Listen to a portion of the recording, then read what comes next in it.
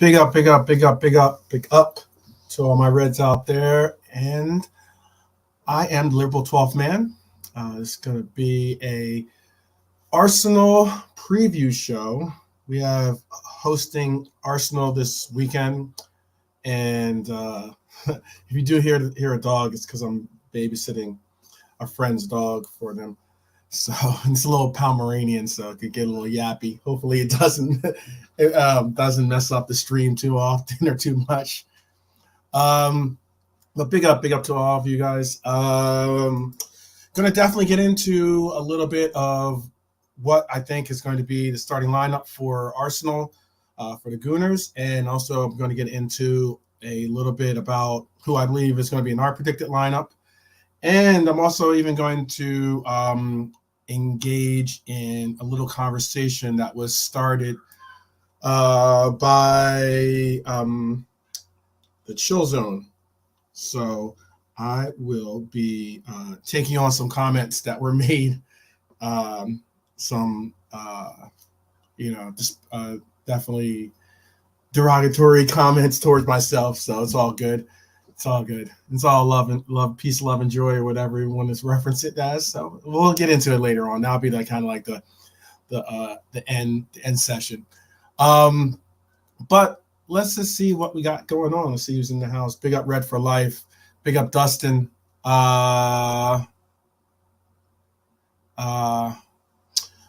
on Insta, and also for Insta, because I know Jake Hisman asked me about it too. I don't really post too much on Instagram, but I do have an Instagram for Liverpool 12th Man. I have, if you look at the bottom here, you'll see the Instagram. You'll see obviously my YouTube, and then over here is my Twitter, X, whatever it's called now. I don't have the X symbol now. I still have the old Twitter symbol. So big up for Dustin. Big up to Jake Kismet. Big up for Red for Life. I'll send the link in a few seconds, or in a few minutes actually. If you guys want to hop on, you want to say your piece, you know what I mean, and get a discussion kind of rocking and rolling. So with that said, how about we do this? How about we try to find the actual one? All right, let's do this now. Whoops, so daisy. Let me see. It is. For some reason I can't find the one I want. Let's do it this way. It might be a little bit too small, so let me make sure let me make it bigger here for you guys. There you go. For DMs or whatever, if you got one unique thing about myself is that I definitely try or do my best to always say what's good and reach back, reach out and respond to messages, whether it's in the DMs, whether it's like comments, especially comments. I need to definitely step it up on the replies to my comments. Normally I make it, I try to make it personal, in the sense of just appreciate the appreciation, gratitude I have that you guys even wrote to me or said what's good. And big up to Daz Reynolds. Yes, I definitely am good. Had a drive by. Had a drive by shooting yesterday, by a fellow Red, but it's all good. It's all good. I made it out. I'm not gonna do the Tupac response to Biggie. So all the same. Let's get into this. This is what I'm gonna bring up. First of all, you know what? Let's do rather than do Liverpool first. Let's do Arsenal first. So this is what I believe Arsenal is going to come out in the formation and also the the formation and also the players, obviously. So let me make sure I get it in there for you. And I think what they're going to do is I think that they're going to probably line up the same way they lined up against Brighton, same way they lined up against Villa. Yeah. But but I'm going to but I think this is the way they're going to line up. I think they're going to line up with Saka, Jesus, Martinelli in the front line. That's pretty much a given. That's their preferred front three. They're going to line up with Odegaard, Rice at the DM, and Havertz, who's made somewhat of a emergence for them lately on the left. You're going to see probably, possibly, or not possibly, but most likely White, Saliba, Gabriel, and Zinchenko in the back line. And you'll most likely see David Raya. They might. I don't think they're going to throw the twist in there and put Ramsdale in there, despite the fact that Ramsdale did well against us. Obviously, in the last performance that he had, he was the difference maker for them against us, I think, when we played them last year. But this team is in a completely different team in that, our whole midfield pretty much is a different midfield that is going to be going up against them. And I guess a rejuvenated back line, I would say, and certainly a more determined front line in the sense of some of the legs that we have in the front line that they'll be taking on. So now that we're done with the Gooners mess, because it's very interesting. I saw a combined 11, and it was interesting how how people sometimes move the goalposts to kind of fit their player involved into it. There are some players I think certainly get into a combined 11 if we were going to do that. I'm not going to do that, but I'm just going to say there are some players that certainly get into a combined 11. I mean, I think Declan is having a really positive and really great season for Arsenal. Odegaard I rate as well. Obviously Saka, Martinelli, they're all pretty class players and definitely have some unique abilities about them. I did not see the press conference. Was there something that went down? Hopefully, I didn't see it just yet. Usually, I am on top of those kind of things, but I didn't see the press conference. Hopefully, it's not bad news, Daz. Hopefully, it's not some bad news something's got pushed back, or we're not, the engagement of the crowd at Anfield or whatever it is, whatever that is. I hopefully it's not bad. But I'm more than open to hear if you have some highlights that you want to share. I'm cool with that too. Oh well, yes, that I did know. I did, that's what I was expecting, and that's really positive information to hear. I'll put this up for you guys here. Daz is saying, he said Diego could be in the bench or could be on the bench. That's the dates that I was looking at as well. They targeted Diego to come back for this Arsenal match. So hearing that is good and positive news, and much needed positive news because we've been asking for some.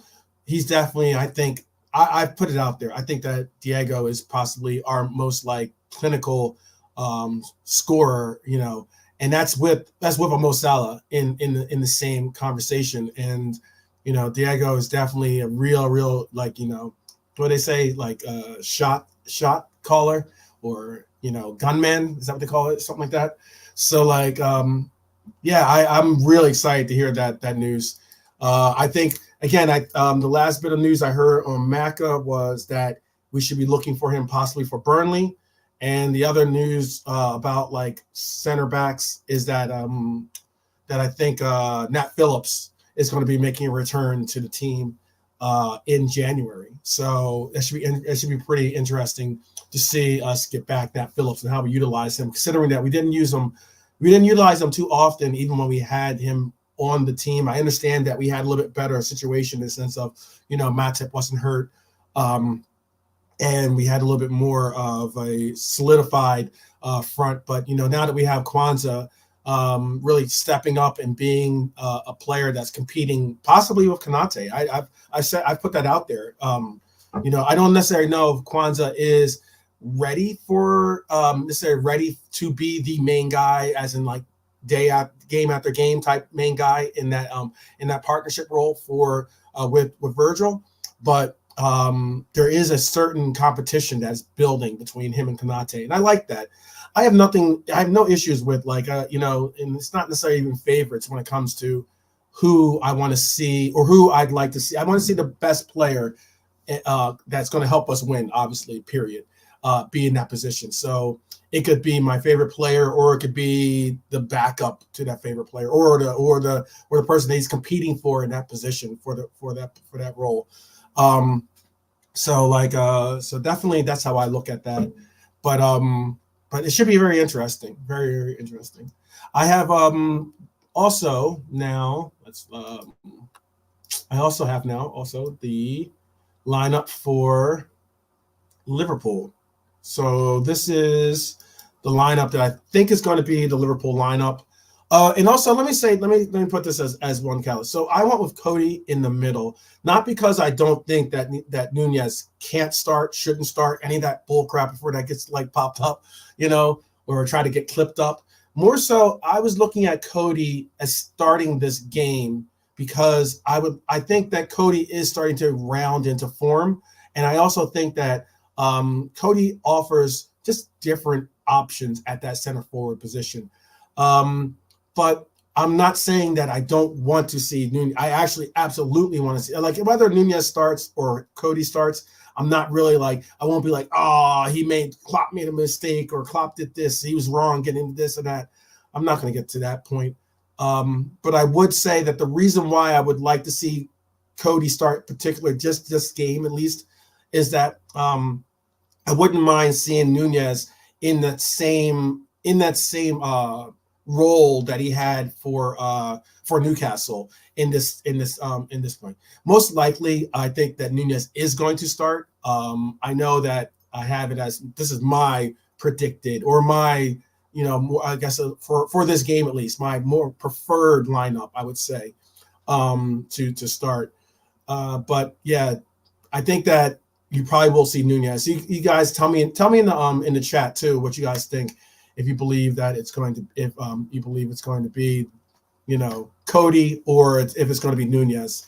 I think most likely it will be Nunez. Again, I can't stress this enough. But I also think that there's a shout for Cody to start. For at least for this matchup, it'd be cool to have Cody start, and really, like, because I know this is going to be a high end, high energy matchup, and then to be able to bring Nunez off the bench with with a back line that's been possibly like doing a lot of running, and get him behind there. But I think that that's just at least what, kind of like similar to what we saw against Newcastle, I believe, like, as in similar to that kind of concept of like, it's not a knock against Nunez saying, he shouldn't be the starter. That's not it at all. I just like the fact that sometimes we can, I don't mind seeing some rotation, that's all, or different options, or mixing it up a little bit, just to keep teams from doing that Ancelotti comment and saying we knew what to expect from them, from this or from that. Bring in these players in these different roles and different positions, and definitely will negate that, nullify it for sure. Red for Life or Des Reynolds says, I think Cody, Nunez on the bench. Oh, that's, yeah. I think that'd be a cool lineup. Des agrees with me. That's what's up. Red for Life is saying, I wouldn't mind seeing Nunez on the left and Hackbo in the middle, but I think the Gaffer will play Lucho left and Nunez central. Yeah, you know what, Red for Life, I agree with you that most likely we will see Diaz on the left and Nunez in the middle. I'm just kind of mixing it up a little bit. Like, as in, we all know that, I'm a big Darwin supporter and everything else. So it's not that I'm trying to take a knock or say he's washed, or, and I'm not even going to go as far as to say that he should be, necessarily, I want to even say relegated to left wing. I don't even think that either. It's more so, I think it's just like, how about we just utilize these players in the positions that contribute and end up getting us the W's, and that's all I care about. So I definitely think that. So I have Salah up front, obviously. I have Hackbo in the middle, Diaz on the left, and it is encouraging news to hear. I don't think we'll see that much of Diego necessarily, but Diego is a Gunner killer. So he's definitely on the lines or on the levels of, you know, um, not beloved or begrudged or hated by Gooners when they see him as much as Bobby was to these Gooners. Like, oh man, Bobby used to have great games against all certain players have like just great games against certain things. I'd have to double check. I don't know that's how much I do my Instagram. Hold on one second. Let me see what it is on my Instagram.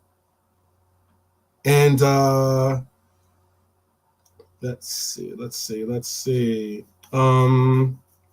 me open up here. Give me 1 second. A second. Whoops. Most likely as believe, but whoops. My phone is acting up a little bit here. So yeah, and then I have also while I find my Instagram, I also have, at least I'm looking for my Instagram.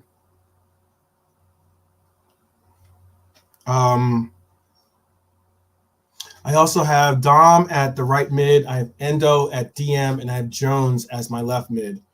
And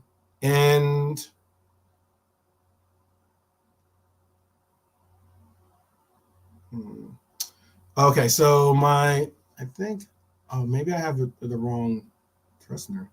All right, so here's my and if you guys are trying to find my Instagram, I'll give you my Instagram real quick. Hold on 1 second. Yeah, because I don't really use Instagram at all, but I do have a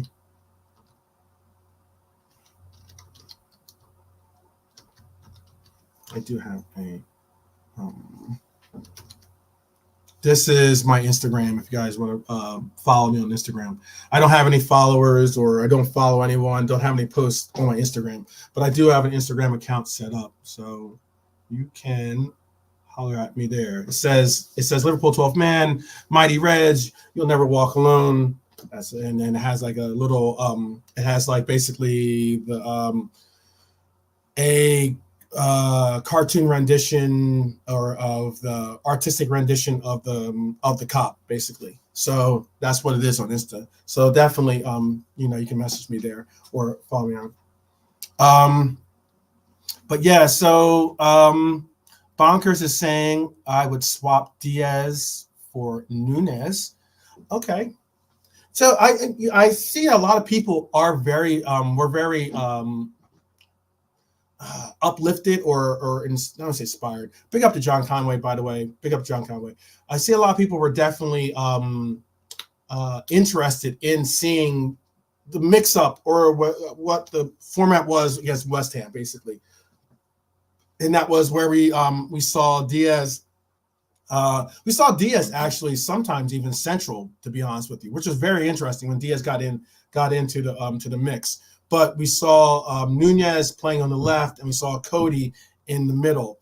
And it's kind of interesting too, because there's some people out there that were like putting it out there about, what would you think about Diaz going in the middle? Excuse me. What about Diaz going in the middle? And it was very interesting to see a lot of people bring up that suggestion. I really didn't foresee that happening in the sense of, other than the natural flow and fluidity of this team, and that is because I often see, you can see Salah sometimes in the middle. Sometimes you'll see Nunez out right, you'll see Nunez left, you'll see Diaz in the middle, everything else. Big up K. I got you, brother. Big up. What up, DK? What up? Yeah, so it's more so with our front line. You know what?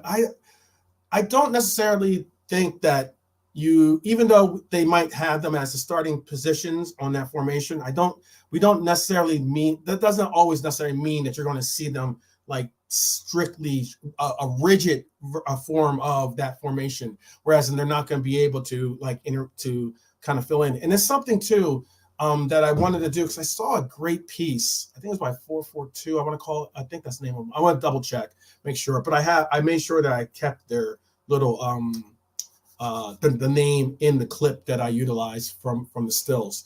But there's some really interesting breakdowns that I saw on how, like, for instance, Curtis Jones is utilizing his role on his team, and how Curtis is definitely making a difference in how the front line is able to maneuver and take up spaces and fill different channels to make these runs. And it was very interesting, very well done. They broke down a lot of the tactics that sometimes I know some of us don't necessarily care about tactics and all that other crap, but I'm into that kind of stuff. I'm into the tactics. I'm into the history of the game. I'm into, like, a lot of the good stuff. Oh, here's Red for Life. You saw that too, yeah, right? Red for Life. It was good. I mean, because it really gave it. There's so many players sometimes that don't get, and this is what I say, unsung, heroes in a sense, or unsung contributions. And what I mean by that is sometimes, like, if you're not scoring goals or giving assists, you're automatically looked at as not contributing. And one thing that I disagree with that take, at least, is that sometimes you do more. It's kind of like very similar. Did you guys see the presser for before the West Ham game, for instance? And this is another thing. Like, there's one unique thing about myself. I love watching a lot of the interviews. I like watching a lot of the in-depth. Some of them are puff pieces. I get that. Some of them are just gonna, like, that are gonna be really, really, like, tailored to, like, to do whatever, to put positive lights. But I enjoy just getting different insights, or just getting a look into to lives and people and players that you possibly would never ever be able to have. And Pep Linders was talking about how, like, Pep Linders was, like, really, like, talking about Nunez. He was talking about different players that, like, are not necessarily scoring for us at the moment, but yet they're still doing the right things, and that's something that I've continuously and consistently been pointing that out as being the ammo that I use in my gun here. And what I mean by that is, like, Curtis has been doing that.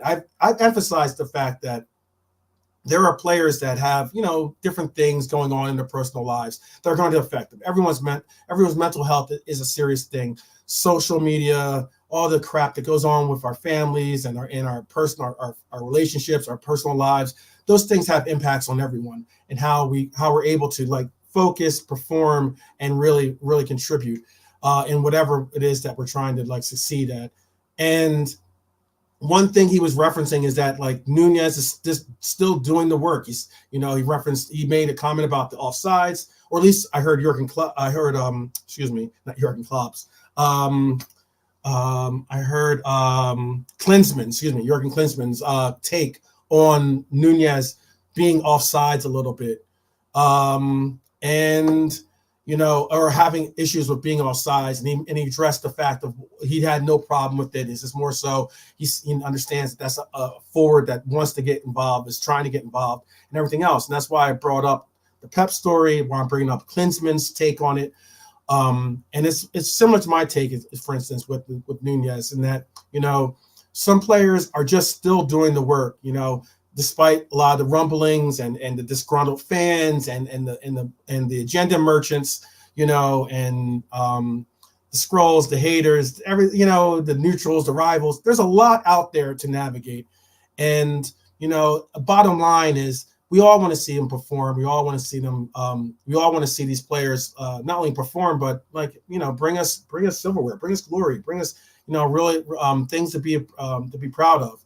So sometimes, like, that special, or that piece that I was talking about referencing with Curtis Jones, was just that. It was something like, as in to really show, Curtis is doing a lot of this work that is going to allow for other players to get opportunities. It's going to allow, like, as in whether it's his high passing rate conversion, or the fact that he is like, there's times when you'll see him basically almost being like a left wing, filling the spot that might have been Simicast's little role or something, but yet he's filling that area. Or when Diaz goes central, he's filling that area. And he's providing space and everything else. And those things are very important. They're like things you have to do. You don't get the accolades for doing it, but they're important. It's important on how the watch has many gears and mechanisms in it, and for it to all to work, sometimes you're not going to be, be in the spotlight. So it was very interesting to me. I don't know if you guys agree with that take, but I just thought that like it was a very good piece. I took some of what they had to say. I was going to make I was going to wait until after the game to kind of see if he can. I'm hoping and wanting to see Curtis, represent what they said that he's doing basically in this Arsenal game, which will be a huge accomplishment against a team that obviously we're contending with the title for. And these kinds of games, we need W's. Can't get draws, definitely can't get L's. We need W's. So definitely I'm looking forward to that. Oh wow, we have one of our Mighty Res Army queens in the house. Marion is here. Big up, Marion. Always a pleasure to see you. And and Carmino. Big up, Carmino. Good to see you again, brother. Definitely good to see you. Red for Life saw this, looks like. You know what, too? And this is like Kay. This is exactly what I was meaning, too. So Kay is saying, seen a lot of people say they would drop Salah for this game, which is crazy to Kay. Thoughts? Absolutely agree. Look, I'm not one I'm not one to hide when it comes to being critical on Salah when it's necessary to be critical. I was critical against him or for his actions against the Everton match. I've been somewhat critical of some of not many of his performances, but his an occasional performance where he's going missing. But I also have been very supportive of Salah in the sense of he is one of our talismans. He is one of the players that is a guaranteed. Not only it's not even a Sharpie. It's like chiseled in. It's like chiseled in as if it was like Egyptian hieroglyphics. It is Salah's name is like on the starting lineup. Especially if it's a big game like this. I don't understand or see how anyone could think that Salah isn't going to start in this matchup. I just don't understand that at all. I'd also think I get that we saw some great play from Elliott, and that's great. That's fantastic. As a starter, even better, because a lot of people out there have been saying that Elliott can't start. A lot of people out there have been saying that Elliott can't start. I'm not one of those people. I think that Elliott is a really good player, has some real dynamic skill sets that he has, and I think that when it comes to Elliott, I think that Elliott can contribute and really give us something on the pitch. I do not think that Elliott starts over Salah. I just don't. Even with Salah not having the pinnacle years that we've seen him have, it's incredibly telling though that our man Salah leads, is in the top of the tiers of GA. Guy still gets his numbers, still gets to eat, and it's just something that I just don't understand how you can say that. Salah, there's reasons why Salah's so also not sometimes able to get things off, and that is because there's a lot of double and triple teaming, just a lot of attention that's drawn to him, and that hopefully can continue to possibly open up other avenues for other players to step up if Salah's not able to do so, and he's commanding that kind of attention. But there's no way I start. No way that I don't start Salah in this game. Absolutely not. Let's see. Red for Life says them and Tifa. Tifa is great too. I love Tifa. They're connected to the Atlantic, the Athletic, I believe, right? And another publication I have a subscription to. I subscribe to a lot of different either channels, and I also have it used to be a day. It used to be a day when you got magazines and or newspapers, but now you just get like feeds to to a lot of these sources. So, but yeah, I do keep regularly to watch all those types of broadcasts because quite often there's parts of the game that I need to continue to learn. Like as in there's parts of the game that I need that these publications and these sources help definitely refortify in being able to bring out correct information or just bring out different insight on the game. I'm not watching the Villa game at the moment, but I will watch it. And oh man, that reminds me, I have some crazy parlays to lay down on for this game. Vase of Flowers, big up, brother, big up. Good to see you. Let's see, Vase of Flowers. Let's see what he has because Vase of Flowers usually has something very cool, or very very insightful to say. He's a smart guy. Vase Flower says, I wouldn't be at all surprised to see Curtis score against Arsenal. I wouldn't be at all surprised too. I mean, he's on a definitely. I wouldn't necessarily. I don't. Tell me if you disagree, but I don't think Curtis is necessarily a purple patch. I know that term is often put out there. I heard someone or G. I remember referenced Son as being a purple patch player. I don't say. I think that it's definitely telling if it's one thing to be a purple patch player, but it's another thing to be a purple quilt player. Because I mean, like Son has a lot of good runs where he's an amazing scorer. I rate Son immensely, despite him being a Spur, not being a Red. I still think that you can still have immense respect and appreciation for players, and that's one player that I do have for it. Let's see. But yeah, I wouldn't be surprised at all if Curtis was a scorer. I'm trying to think of who I have. So, let me finish the last part of this. So I have Trent in the right back. He'll be an inverted most likely. Konate, Virgil van Dijk, Tsimikas. How are you guys feeling about seeing this lineup with Trent? There's been a lot of, what else has been a lot of a highly talked about topic is the whole connection between, and there's this thing about triangles I reference, okay? And triangles are set up throughout the pitch. Now, let me just try to I don't have my tactical board here, but what I mean by triangles, as in, so sometimes when you'll see play, it'll be, let me just make these guys' heads a little bit smaller. Sometimes with play, you'll see things you'll see Salah outright, you'll see Trent here, you'll see Dom here, and it'll set up like this triangle. See how this triangle, I don't have a pen, but you can follow the pointer. You see this triangle, that it'll set up like a triangle play. And sometimes as well, you'll might even see Trent gravitate more towards this area, and then you might see Dom holding down a little bit more of a defensive positioning. You'll see Salah here, or you might see Hackboat race down. You might see Trent out here. You might see Salah move more towards here. And every once in a while too, you won't see necessarily Salah back in that back role, but you might see Dom in this little positioning here, and then you might see again, this isn't a tactical board, so that's why it's showing up as it is. And then you might see something like this where you see these triangles. It's about setting these different areas where you have outlets and you have the ability to create numerical advantages. Okay. And again, I'm all about stats, all about tactic breakdowns. I'm all about just some of these nuances of the game that really interest me. I'm gonna start. I see your question, Daz. Big up.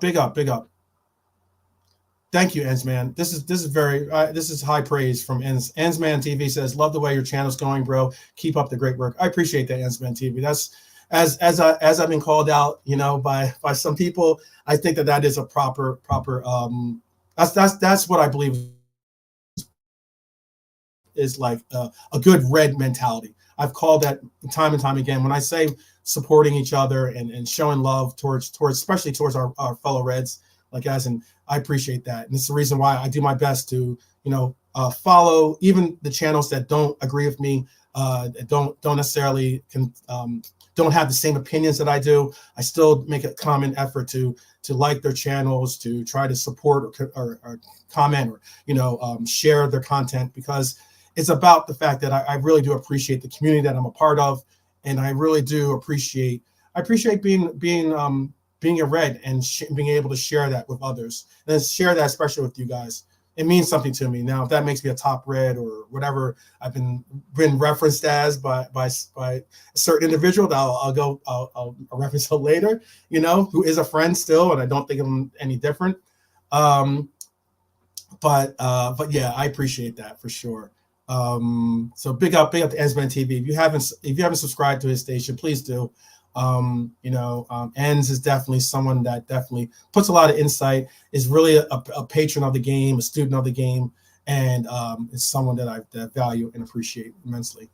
Let's see. Yeah, I'd laugh too, by the way, Vase of Flowers, if West Ham beats United. But you know what? I think that they can. I think West Ham can beat United, especially, isn't that game at home for West Ham? Let me double check. I think that game is home against West Ham. And I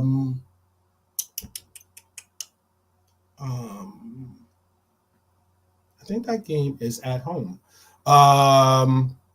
Let's see. And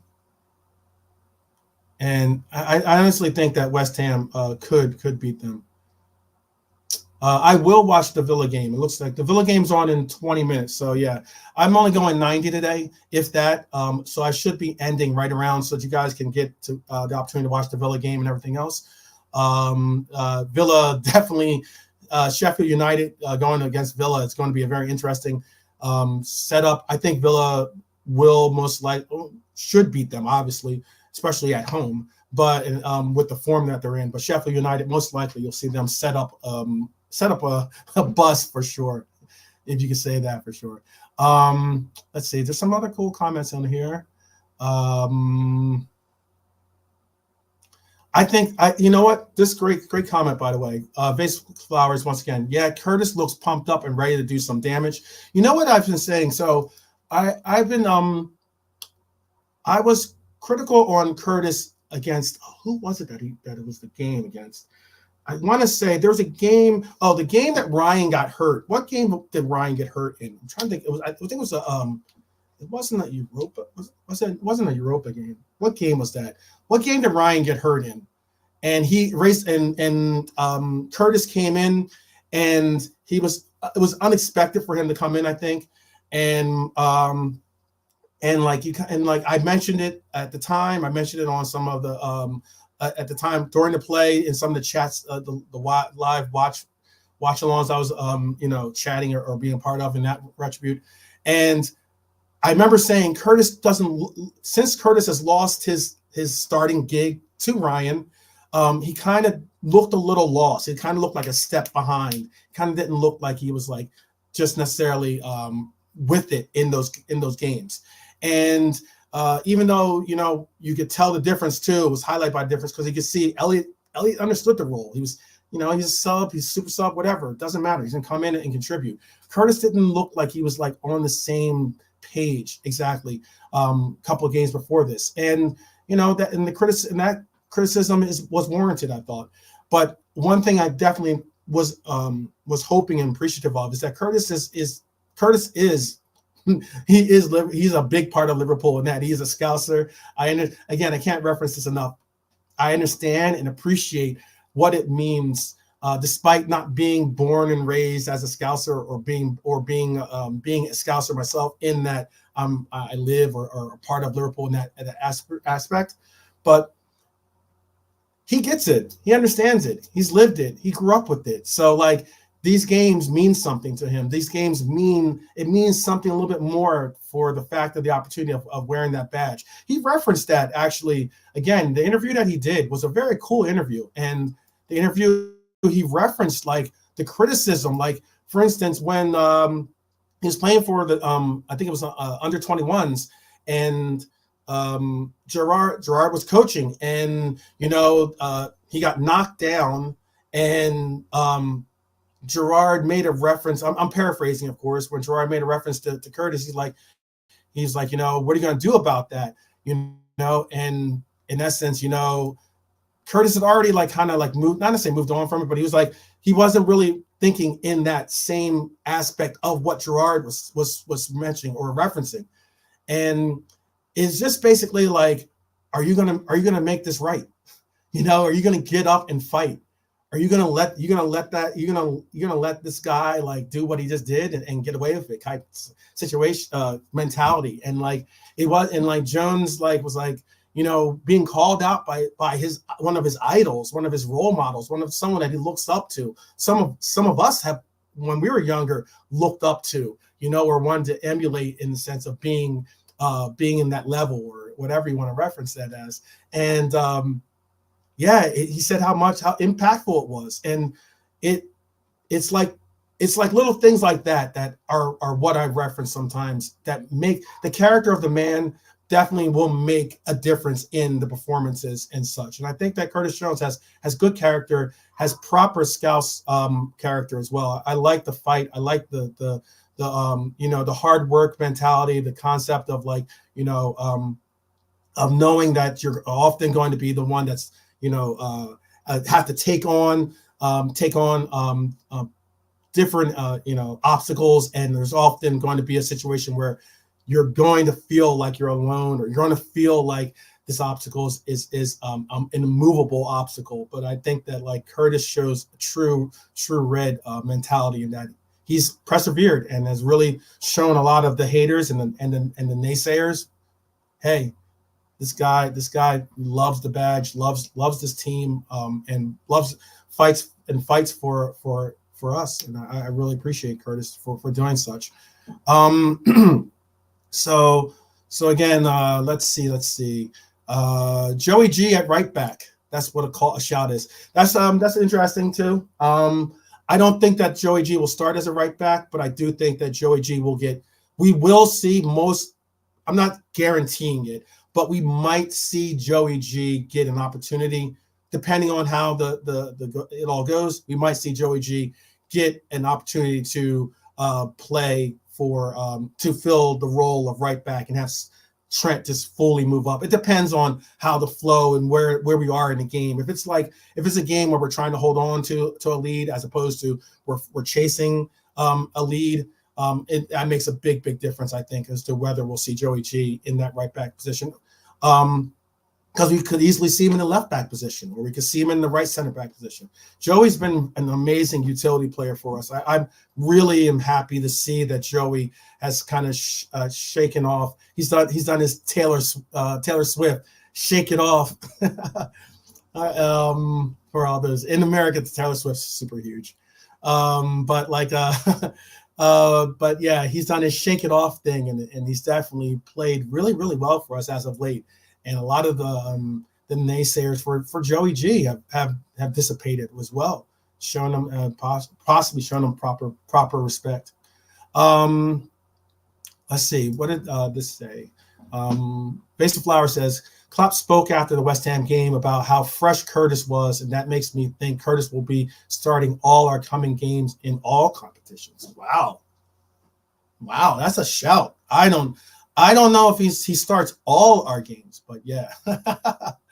I know Chris Angel, Sith Lord, one of the Sith Lords in the house. Big up Chris Angel, Sith Angel, as I like to call him. Big up Chris Angel. Refalai says, I found a great red channel from a brother in Japan, Liverpool fan in Japan, in his channel's name. He did a hilarious video on. Oh yes, I befriended him as well. And it's kind of sad. I'm gonna go blank on his name. I'd have to look on my feed here, but I will. He's he was actually, there was this fan in Japan that was able to give a real insight on, obviously, on him, on Wataru and everything that he's done. Any more comments any more questions you guys got real quick? let's see. It's massively important, believe me, to have local lads that sound like you when they talk. Believe being in the team. Yeah, for sure, absolutely, absolutely. It does mean something. It does mean something. It means something to the Liverpool community. I understand that, and I understand and appreciate that. Whether it's Trent, whether it's Curtis, that like are the face of Liverpool in the sense of they're Liverpool lads that grew up as kids from the academy, representing their city, and like quite often you don't necessarily get that. That's why London is a bed a real bed pool of an area where we try to get bring in players, or a lot of teams look to bring in players from London, obviously because it's the biggest city and major city in England. But there's other formats of when you are a local lad and you grow up. It's why that I don't know if you guys saw this, but the Adidas, I'm sure mostly you did, but that Adidas Predator commercial, it's why that commercial resonates so well. I love that. I love the because some of us some of us have lived that life and not necessarily have gone on to the levels that Trent has in his life, of course, but just like that, waking up, wanting to play football, excited to play football, the early mornings where your parents are driving you to games and such, and it's I know if Pops was in the chat, I'd probably be being called, he'd be saying football romantic concept of all this, and I am. I get that. I do have a bit of a romanticism for the game. I believe there's a reason why we call it the beautiful game, and yeah, I like it. I like football enough that I like it. I would reference her as a bad bitch. How about that? There you got that little Nicki Minaj reference there. But yeah, I love the concept of seeing the growth of football, whether the various forms that we all contribute towards it as well is very, very uplifting. Let's see. Big up the Football Talk podcast. Big up. I saw Football Talk podcast had a previous show. He had Tariq on there, and Tariq's a very cool gooner. You can't say that about a lot of gooners, but Tariq is definitely one of them. I enjoy the dialogues and the engagements and everything that Tariq brings to the forums. They actually did do a combined 11. If you haven't, definitely go check out Football Talk podcast. Definitely cool guy. He speaks on the Reds, but he also does he talks about football in general. So he does a lot of different things, and he's got a season going on so far. He's doing what I need to do, which is get my Twitch up a little bit, and because I'm a year, almost I'm coming towards the end of the first year of my campaign. No, actually, I think I am at the end of the year. End of the year of my football manager campaign. I haven't done FC 24 yet, but I have the old FIFA one, or the year before that. But yeah, big up to Football Talk podcast. Let's see. Oh, Jay Kisman. Oh yeah. This is so. I'm gonna put the link in the chat here. Pretty much that's all I really wanted to get into. I think that let's see, what did it say?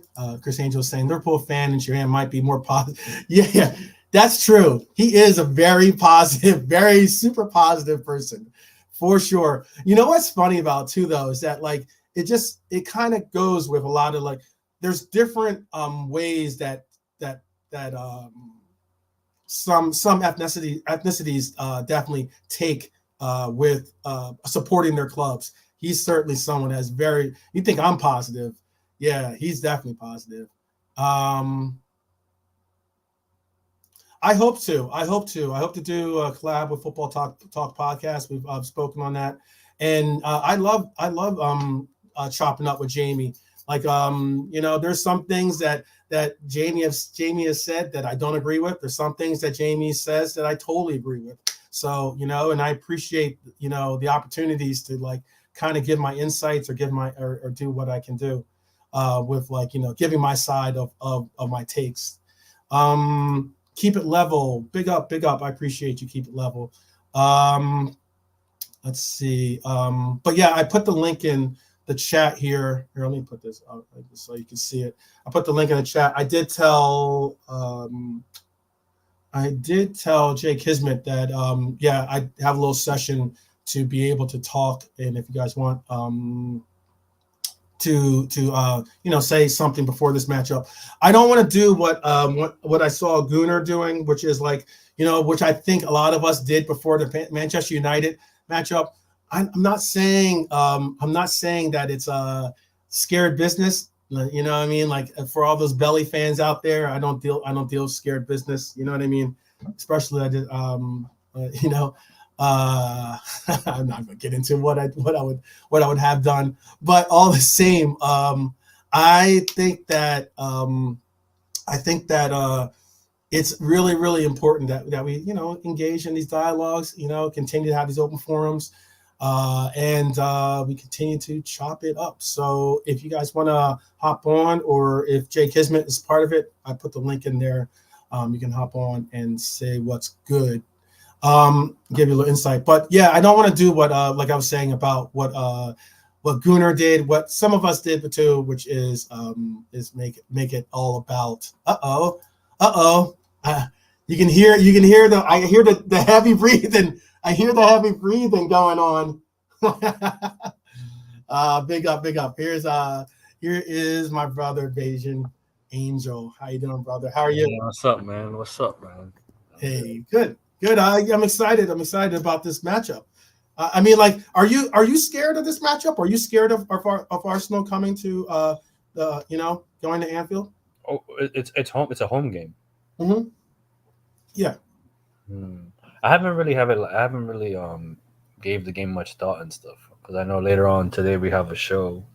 So I was like saving my thoughts for then. But to be honest, like, I guess this is uncharacteristic of me, I guess. Wait a minute. Don't tell me the force is about to take over. But I honestly think whoever wins the game wins the league. Oh, okay. Yeah. This is a pivotal game. Pivotal. Yeah, I think because of the time frame, because of it being December, I think Right. I think something Pop said on the other show.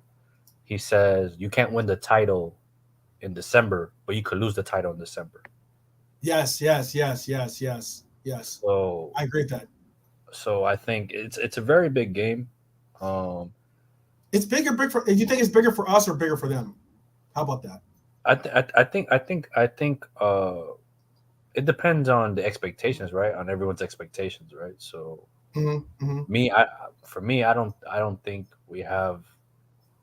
I think we're still in a transition. I think, in a way. So I don't think we will win the league, in my opinion. But I would love to be proved wrong. Well, you don't think we'll say that one part? I didn't hear it. You don't think we'll what? I don't think we'll win the league this season. Oh, you don't think we'll win the league? Okay. Yeah, I I got think you. we're still in a transition. In Mm-hmm. regards to like the midfield, in regards to like some missing pieces, but I would love to be proved wrong. Yeah. Um, but yeah, I think it just depends on the game plan, right? So Yeah, for if sure. if Arsenal plays a low block and just hits us on the counter, it's But gonna be whenever they ever played Arsenal, I've never seen Arsenal, or at least this year, I haven't seen Arsenal play a low block. that's true too. But if you're gonna like make a game plan to play against Liverpool, it would be to play a low block, right? I see. That's what I think that, because that would be like, for instance, like Real Madrid. I think, I'm not saying Arsenal's on some Real Madrid levels or something along those lines, but they are aspiring to it, and it's kind of similar to. So I saw Drifty and Freestyle DM, I think his name is, and they were going up against Troops and Robbie, and they were having discussion. And Robbie mentioned something that I said last year, and I said again this year, and and a lot of pushback was from a lot of, especially a lot of Gooners for my comment was this. I said that last year, when Liverpool hosted Arsenal, that game was the make or break game for Arsenal. Arsenal needed that win to really persevere on to the champion. I think that game was the kink in their armor that like ended up kind of like bringing down their title hopes. Robbie said it. Robbie actually said they were in a momentum, right? Like they were on like a momentum thing. Yeah, because they had just gotten bounced from Europe, and then all of a sudden it became like, oh, who cares about Europe? Oh, we really didn't care about Europa. Okay, keep telling yourself that. Everybody wants silverware. No one, that's BS. That's just you like kind of like, trying to do some deflection. But but they actually, I think they played. I want to say they played Leeds. But they came out. They played against, I think it was Leeds, or played against some team. They had one or two games after that, and they crushed the teams after that. Teams that play low blocks too. Okay, and like they were really, really on like they were saying how they expected to get not only a result, but they expected to get a W at Anfield, something that they haven't done in I can't remember since when. Okay, and they didn't. And especially when you saw the momentum change and the crowd get up, especially what Klopp is referencing about the crowd made a real difference in that game. I think that like this year they had that same feeling of thinking they can go to Anfield and get a result. Like they'd be happy with a draw, but they believe they can get a W. And I'm not saying that it's impossible, but what I am saying is that this is a different era that we're living in, certainly, by hearing Arsenal say that, Troop said it himself. Troop said that there were times when Arsenal was better than Liverpool, and he still knew going to Anfield, he didn't expect Arsenal to get a result. He says that feeling does not exist this year. And that's something. And these obvious Troops, I'm talking about Robbie from AFTV, all people that definitely I respect their opinions, and they're obviously well they have a right to feel that way though. It's not like they're speaking out of the realm of like fairyland or whatever. It's just and I'm not saying they don't have the right to feel that way. I'm just saying that I'm saying if anything, it's a difference because that same right to feel that way, obviously he said it didn't exist before. Like it's interesting to see that is now how a lot of these Gooners are thinking about this fixture. Is that before they didn't necessarily, they always thought, hey, getting a draw is like a win in essence, But now they're expecting to get a win. They're expecting to get a W.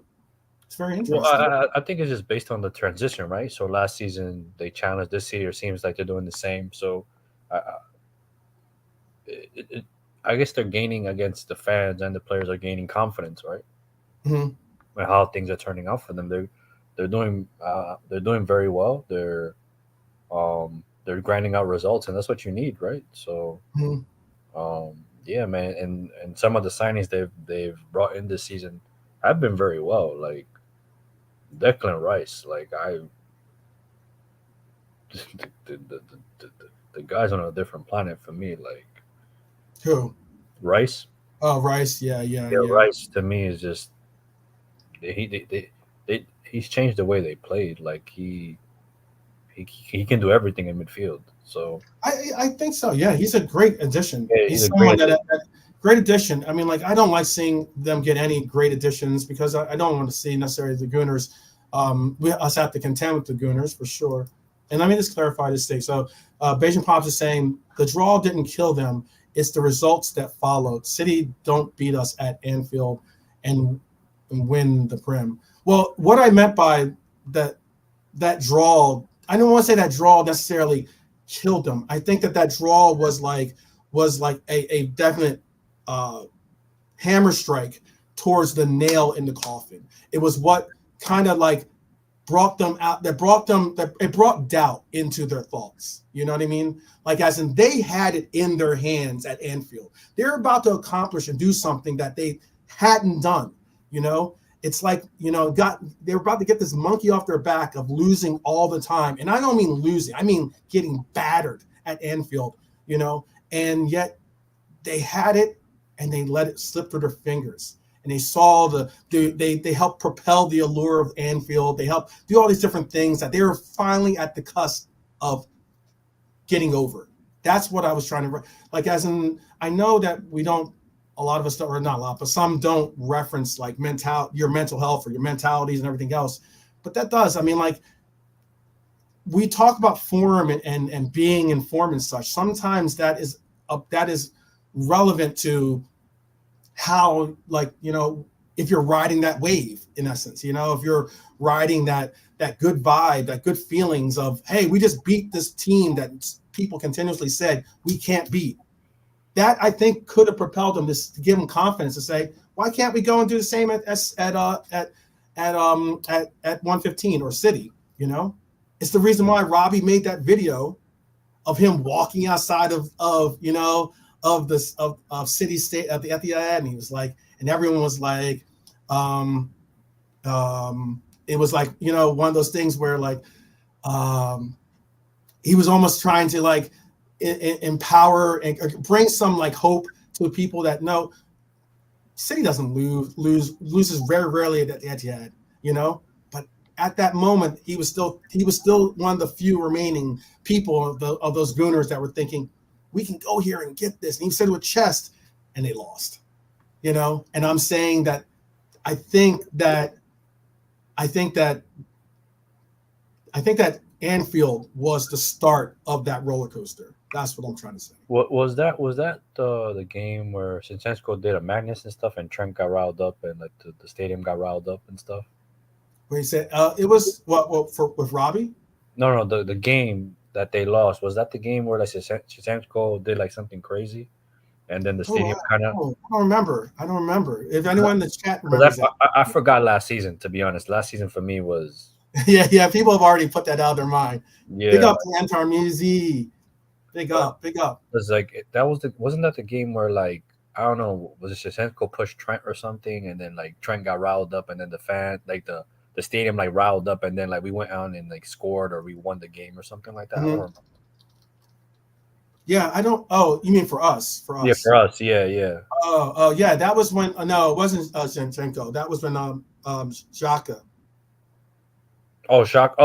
Okay. It was Shaka. Yeah, that's that. Now I thought you were referencing Arsenal with City. Okay. No, I was referring us. Us. Yeah, I was talking about that game that we beat them. I think. Yeah. I think they were up or something, and then. We didn't beat them. We drew. That's the game we drew. Oh, yeah. We drew. Yeah, and that's the thing. We almost won. We could have won actually, but Ibou messed. One, there was no call against Mo Salah in the box. I still think that was a penalty, a foul. I'm not saying sour grapes type thing on that, but I do think it sounds like sour grapes. Yeah, I know it does sound like sour grapes. Let me get my wine and I'm gonna get my wine glass for that. But no, I thought though. But Ibou missed the opportunity. That was the one where he couldn't figure out whether to he used his chest. I think he tried to chest it in or something. I don't know. He just couldn't figure out what part of his body to use to try to. Oh my god! It was tough. Hey, Ramsdale played off his head though that game. I mean, he has some great saves as well. Oh, who do you think starts for them in goalkeeper? I have Raya starting. But you know what? I wouldn't be surprised if Arteta tries to throw I want to say monkey wrench, but try to throw a what do you call it? Audible, and puts in Ramsdale, considering how well he's done against us, how well he's talked about it. I think that if he does do that and Ramsdale doesn't win the game, I think he's setting up that keeper for failure. So I mean, if he has a bad game or anything like that, I don't know where Ramsdale's mental is right now, considering that he was the bona fide starter for them. He was a big portion, a big part of why they got to the level that they got to last year, and now all of a sudden he can't even get games in really. Yeah, because I remember the last game he started. They won the game, but he looked a bit shaky, Ramsdale. Oh yeah. Ramsdale looked a bit shaky the last time he started. Man, I don't know, man. We'll see. We'll see, man. We'll see. Is there any updates on injuries or anything like that? Well, I did hear that Diego is going to be on the bench, or most likely will be on the bench. I don't think that. I mean, maybe we'll see him in a cameo appearance or something like that towards the end of the game. I don't think we'll see more than like. I don't think he'll be from. I always reference that Klopp tends to or likes to make his subs at like the 65th minute, like in that,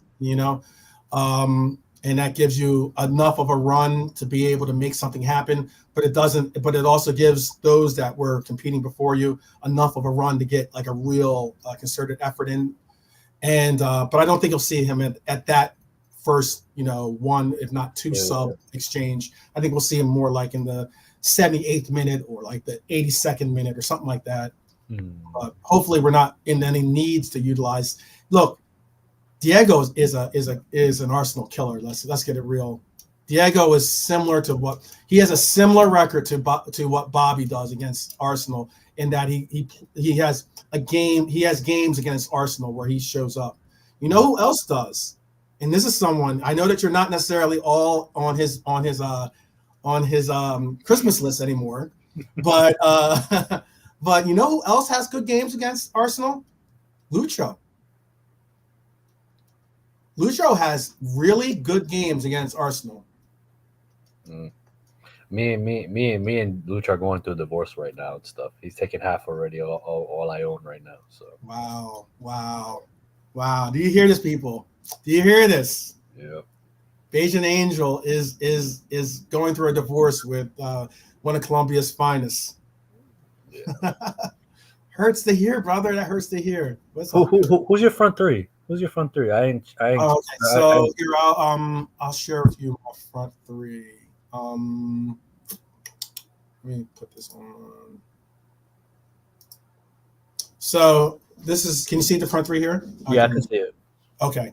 Yeah. So my front three is Salah. I have Salah, Diaz on the left, and I have Cody in the middle. Now that's what I would like to see. I'm not saying that that's probably what we're going to see. I think we are going to see Nunez in the middle, at that center forward position. I just would like to see. I think I would like to see us come out with Cody because I think that he could, that reference of chaos and all that other stuff, blah, blah, blah. I think with Cody, we're going to get a little bit more organization and a little bit more organized approach to the front line. And because I don't want to reference that, making that, that Nunez doesn't bring any organization to the front line. I mean, so I would like to see that that energy, the adrenaline, the chaos, all the things that we like to see from Nunez. I would like to see that maybe in that 70th minute, like that second sub. I would like to see that as a second sub, not the first sub. I'd like to see it as a second sub, where like he might be going against a little bit more tired or depleted back line kind of concept. That's all I'm saying. I'm not saying that he can't play that role either. He just that I would just like to see Trent giving him a couple of through balls and seeing if we can get what we got out of Nunez, similar to Newcastle. That's why I'm realizing. I don't have nothing against your lineup, to be honest. But then we don't really have options because of the injuries, obviously. But that's the major thing is that like the options that we have. I know that the game just started too. The options that we have on bench. I'm gonna pull up. I would. You know what I would do? That's maybe a bit different. I would do similar to the lineup against West Ham, and I would put Nunez where Diaz is, because I think there was a bit of fluidity against West Ham. I think in regards to the attacking patterns and stuff, but then it was against West Ham, and then West Ham seemed like they didn't want to be in the competition. I think they played very bad, West Ham. I mean, it definitely. I agree with like they were. They didn't play some of their, Paqueta and who else didn't play? But I mean, like Bowen's doing really well for them in that middle role without Antonio there, in that center forward role because he's playing. That's a new position for him. Where is Antonio anyway? He's hurt apparently, or was hurt. I don't know if he'll be back for the Man U game or not, but I know that he wasn't available for our game. But like yeah, I don't know. Like I can understand too. Like you said, like you want to see Nunez on the left, and you want to see Hackbo in the middle, basically. Or like they don't have to be stationary. They can just rotate. Yeah, they won't be, and they won't Yeah, be. They won't be. yeah, Yeah, absolutely. They're interchangeable. I mean, both can play left wing, center forward, blah blah yeah, blah. exactly. It's more so. It's what I referenced earlier, and I was referencing it. Some people in the chat said that they saw the special on Curtis, and it's something that again I'm going to probably bring up later on after the game For to make me, sure. for me, See if Curtis has to start, man. I think Curtis It's definitely. crazy. It's crazy for me to say that too. Like, wow. Why? Why? I was one of What's the. what didn't you make this? Didn't you make the stat reference about what our win percentage is with him starting? No, that wasn't me. Oh, it wasn't you. Okay, No, that wasn't me. That's too positive for me, man. that's too positive. Yeah. Um, nah, I just like, um, I think like I think people, right? They like the new shiny toys and stuff. So like for example, like we brought in Ryan, we brought in McAllister, and you know what? I just want to see them on the field, right? Mm-hmm. But I think Jones offers something different than the other two. I think, in an opinion, like ball retention. Um, I kind of forgot.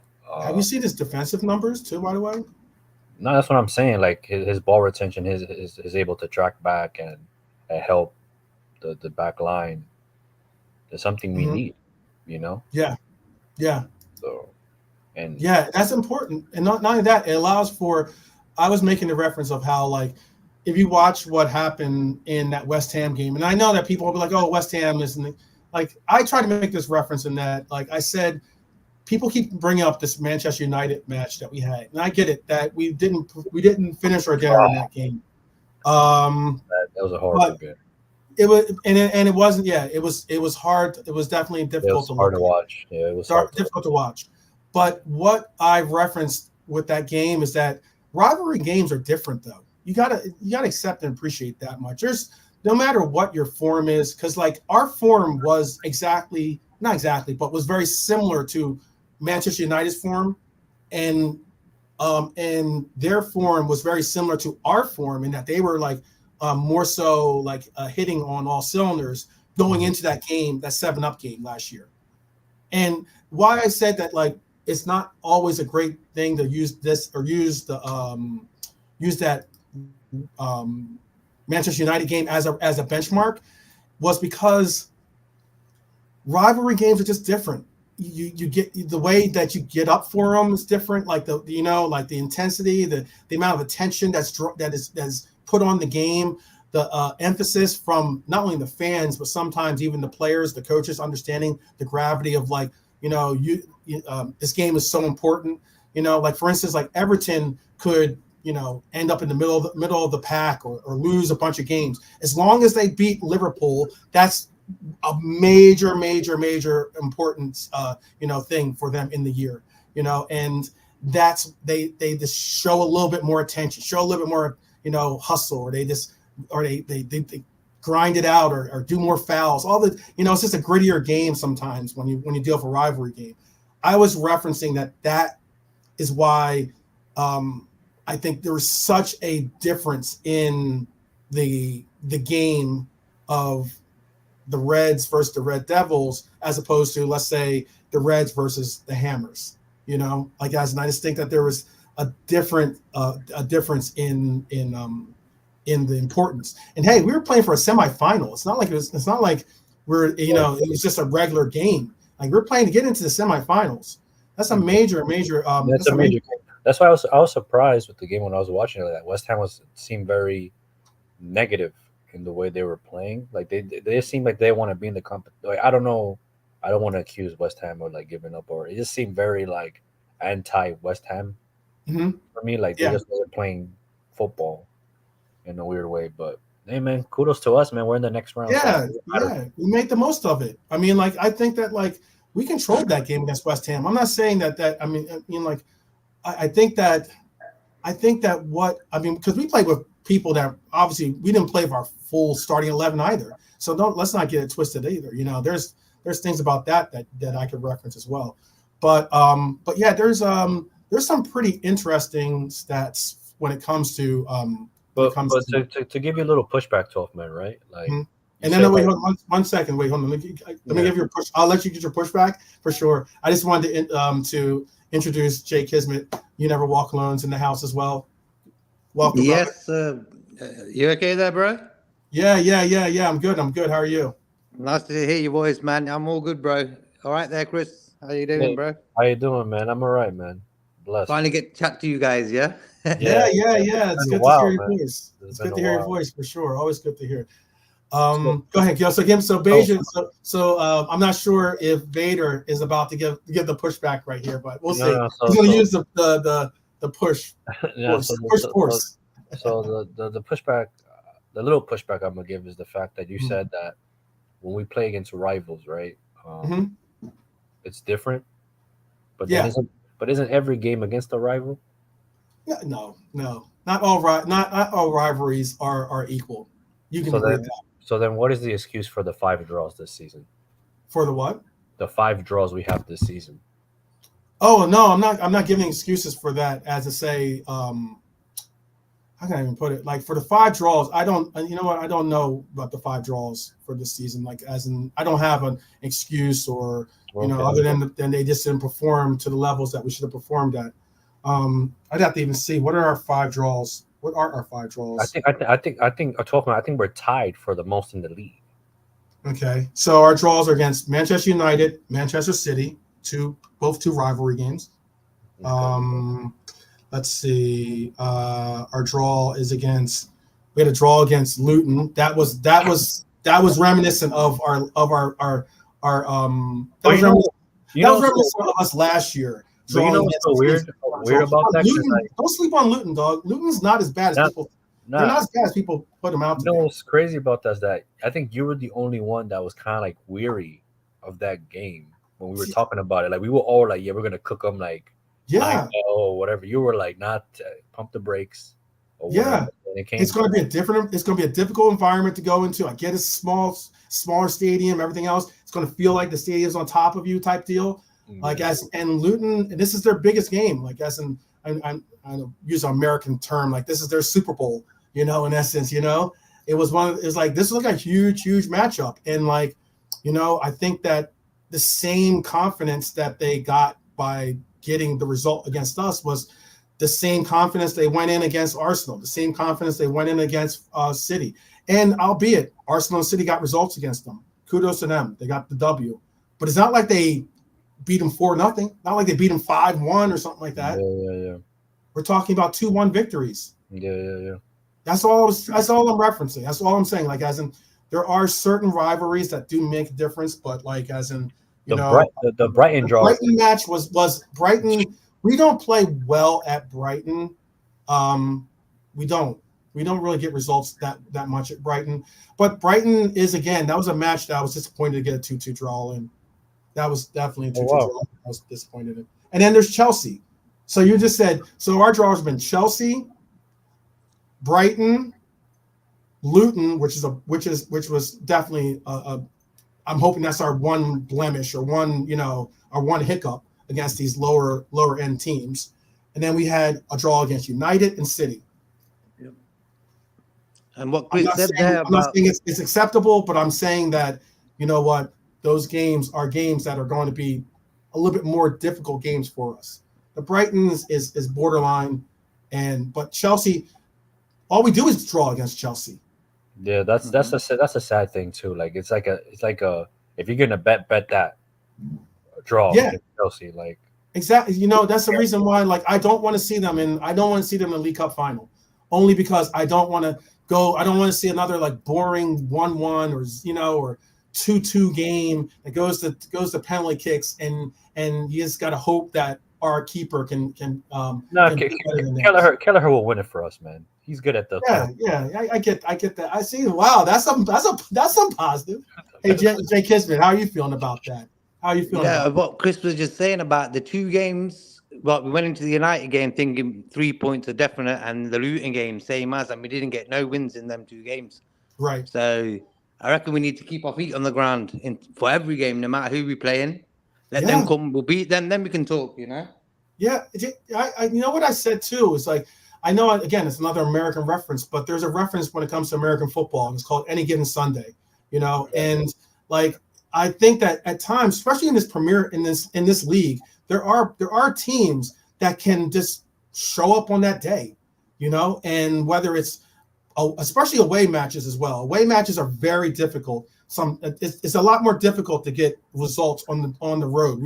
Last year is precedent to that, you know, like as in there were some ugly games that we should have never drawn in, you know, but yet we still ended up getting a draw, and it was like those D's felt more like L's. Okay, pause. I don't know if that's necessary or not, but like no, we're grown men here, man. Don't worry about that. But yeah, those draws felt more like losses last year, and I don't want to see that this year.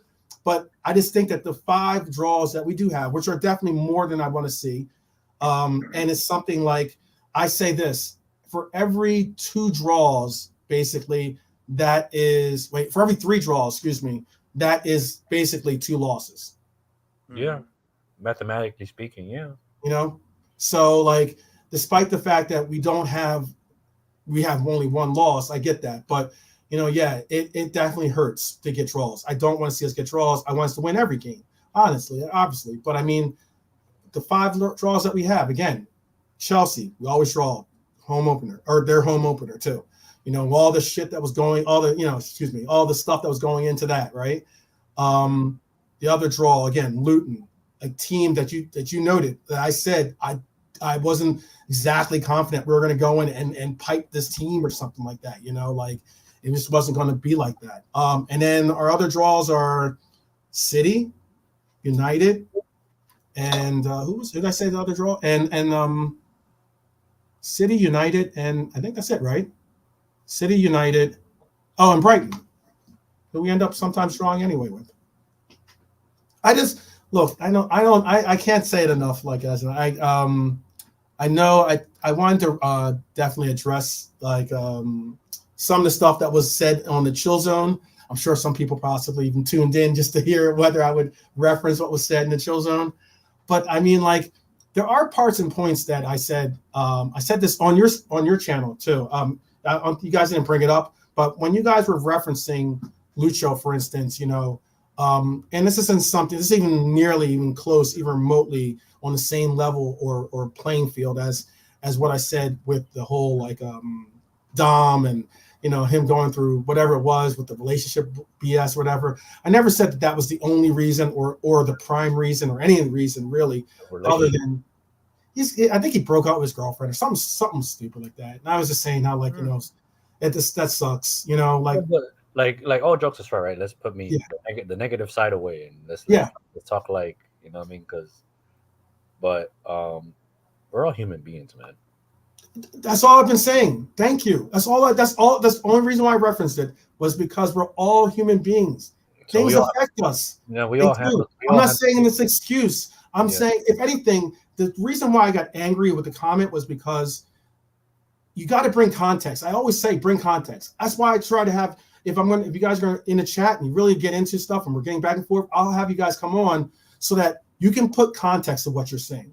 And I can put context to what I'm saying so that you get the full measure. And the last part I'll say is, when I was saying the context I said was, he's still a professional and he's still got to show up on that day.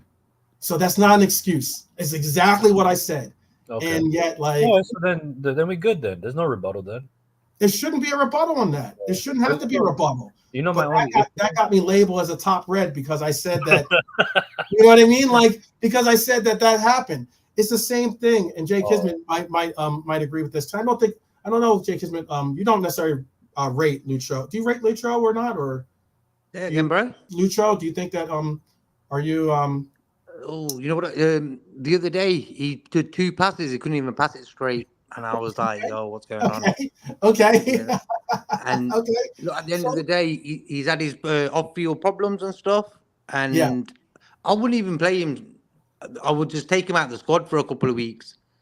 Yeah, Now I respect that answer, though. I respect that because, to be honest, I can respect that answer also. I can respect the fact that this young man had what happened, and I think it was when he just gotten his father, when he just released his father. He was the reason why we got the draw at Luton. No, wait. It was at Luton.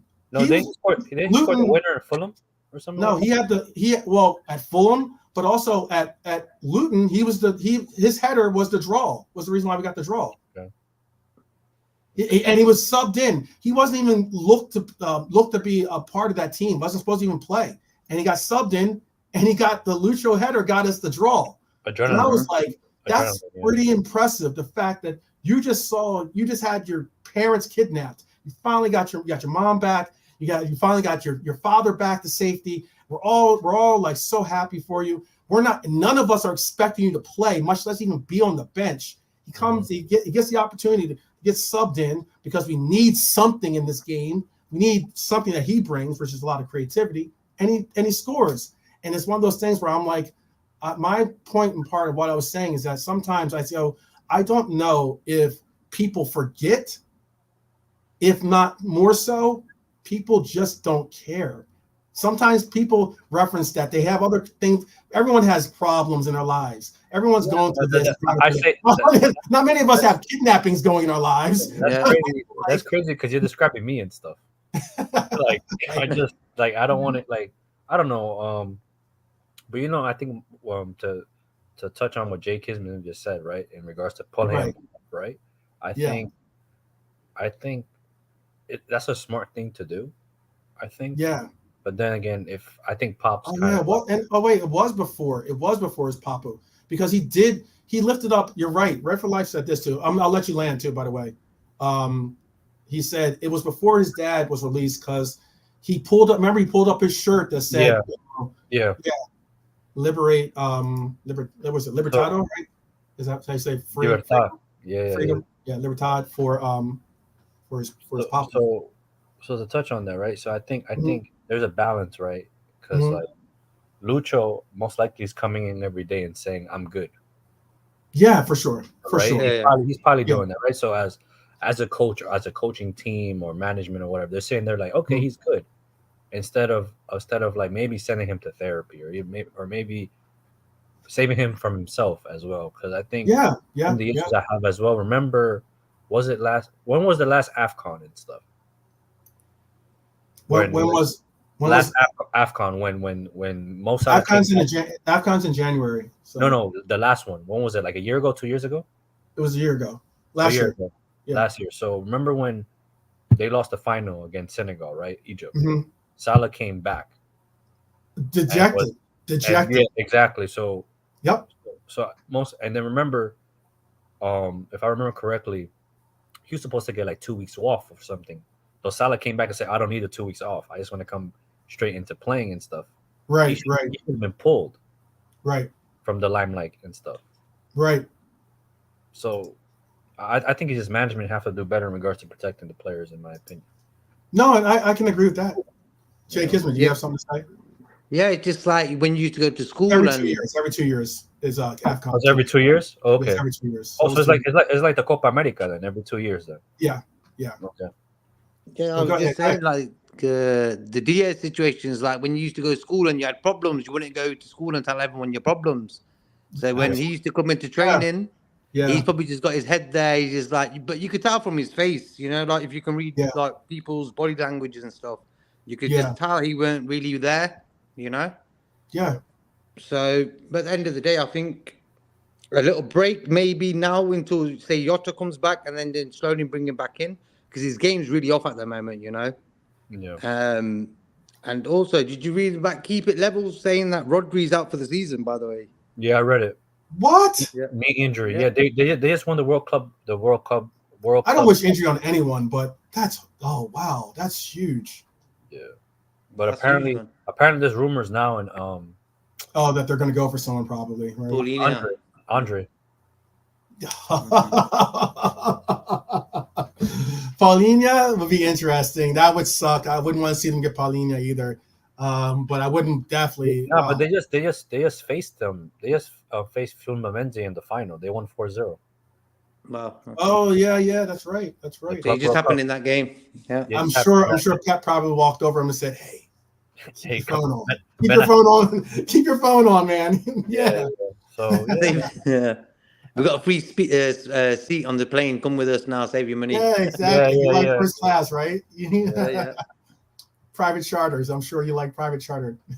Yeah. But hey, man. Oh man, I don't. Yeah, I just I can agree with what you're both saying. Real quick, I can agree with both what you're saying. I think that like sometimes you do have to like kind of protect the player from himself, and you can tell that things are affecting him or not affecting him, but they just don't want to let on that that they're in a funk possibly, and or just not on the right playing field mentally, and also what else you don't want that to. I'm not saying that you want to separate him completely from the team, because a lot of the times they're your brothers, they're your brethren, like for me the best connection that I had, because I played basketball, I played basketball, I played volleyball, I played football or soccer, however you want to reference it, but like and for me my football club, or during high school especially, was like the closest I felt to like a family like presence. We ate, like we had dinners before every game together type deal, especially the seniors. This is during high school at least, but like the seniors would have would host a dinner before our away games, and like you had a good school, man. The seniors would bully us, and when we were in high school, Jesus Christ. Oh no, we had players that were like amazing. We had some almost every player on our team, on my high school team, went on to play D1, and I'm talking about like at Rutgers, Notre Dame, UMass, stuff like that. Those are good schools. So yeah, our team was really, really, really. New Jersey is a really good really good what do you call it, like Bed-Stuy or whatever you call it, pool for talent. Virginia and New Jersey are both like really, really good places for, like, especially for youth soccer or youth football. But yeah, it was just one of those things. And you're right. Maybe they need to, like, maybe he does need to, but he's had a couple. He has, as much as he's played. I know people are knocking his play. Didn't Diaz? I'm not trying to bring up like weird conspiracies, but Diaz's goal, he had a goal recently that was taken off because of offsides. Do you recognize that they didn't show the lines on that one either? Did you remember that one? You know what I'm talking about? Yeah. Maybe they have a thing against Diaz and showing the lines on the offsides. You think they would have learned by now? I don't know, but I think also, like, we spoke about it too. Remember last season in regards to VVD, he might be going through traumatophobia. Yeah, that too. He might be going through traumatophobia, like, you know what I mean, like that too. So. And it's frustrating. It's very frustrating because you want to be at the levels that you're used to being at, and you do have in your mind, you have like little mental blocks like preventing you getting there. You know what I mean? Yeah. But I mean, especially those of us that have had major injuries like that. At least I know that for sure. Yeah, but I think with Lucho, he would have had the distraction of coming into training and seeing the guys from South America talking to him. They would all probably hugged him and stuff as well. You know what I mean? Instead of staying at home on his own, maybe, and getting depressed. And I thought maybe him coming training is probably good for him. I don't know, you know? Yeah. Everyone's different. So we're just speaking of speculation, right? So we don't really have the facts, so we don't know what's going on. But hopefully. Yeah, that's not a thing completely. You're right about that. Raging Angel is spot on. We don't have all the insights. We only have what we're told in the obviously in the press or the rumors and everything else. Some of us do have. I'm sure you do, or possibly Jake might, or whatever. Like, I still have friends that are part of this side of the pond, as when it comes to football and everything else. But like, well, as opposed to, I don't necessarily have like the inside dirt.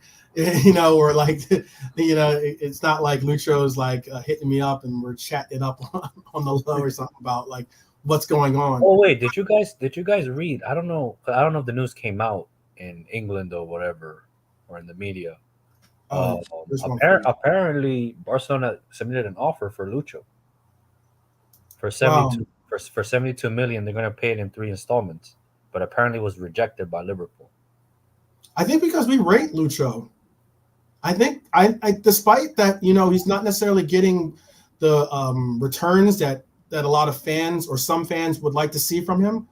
I personally think that Lucho has stepped up his play from last year under his attention towards his defensive, his defense, as in the years before, like when he originally came to the team, we just kind of let Lucho go wild. He was like the wild card, when it came to the deck when we would play. But I just think that the one thing that was separating him, and one most glaring requirement that people like myself was hoping to see was, we all reference Mane when it comes to that left wing, and we all talk about him tracking back and how much he tracked back and how much he tracked back. I think we're seeing a little bit of that, or seeing a more of a dedicated effort towards that from Lucho this year.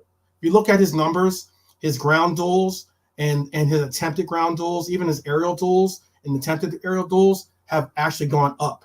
And the number of successes has actually gone up a little bit too. I'm not saying he's on some Mane levels. I'm not saying he's like on some like crazy, I'm not saying that he's like, the defensive player of the year when it comes to our left wing responsibilities. But I'm just saying that I think that he has, just like Nunez, I think both of them have now taken more attention to, you want to play on this team, you want to see some type of like success from this team or from our system, you have to counter press, you have to track back, you have to show a commitment towards the defensive, towards when you are track or when you are pressing, having some defensive success and such. This question was for you, by the way, Chris. What's the most notorious hood or favela in South America, in your opinion? What's the most notorious hood? You trying to backpack to South America or something? Right now, obviously the favelas in Brazil, obviously they're always known. But right now, I think the most dangerous place in South America right now is Venezuela right now. So because of Venezuela is because I don't know, like people might not know, like the economy in Venezuela is to the point where their currency doesn't, you can't buy anything with their currency. Oh, so, yeah, Venezuela. Yeah. Yeah. So yeah, right that's why it was. That's why a lot of people were scared about that. Lucho's father had possibly taken to Venezuela. So. And then it would have been that much harder to try to get him back, because exactly, because you can't just say, okay, we're going to take Colombian soldiers into Venezuela. That's like exactly. So civil war, man. That's a war right there. So it's really bad right now. Like even tourism people, I wouldn't suggest anyone to go visit.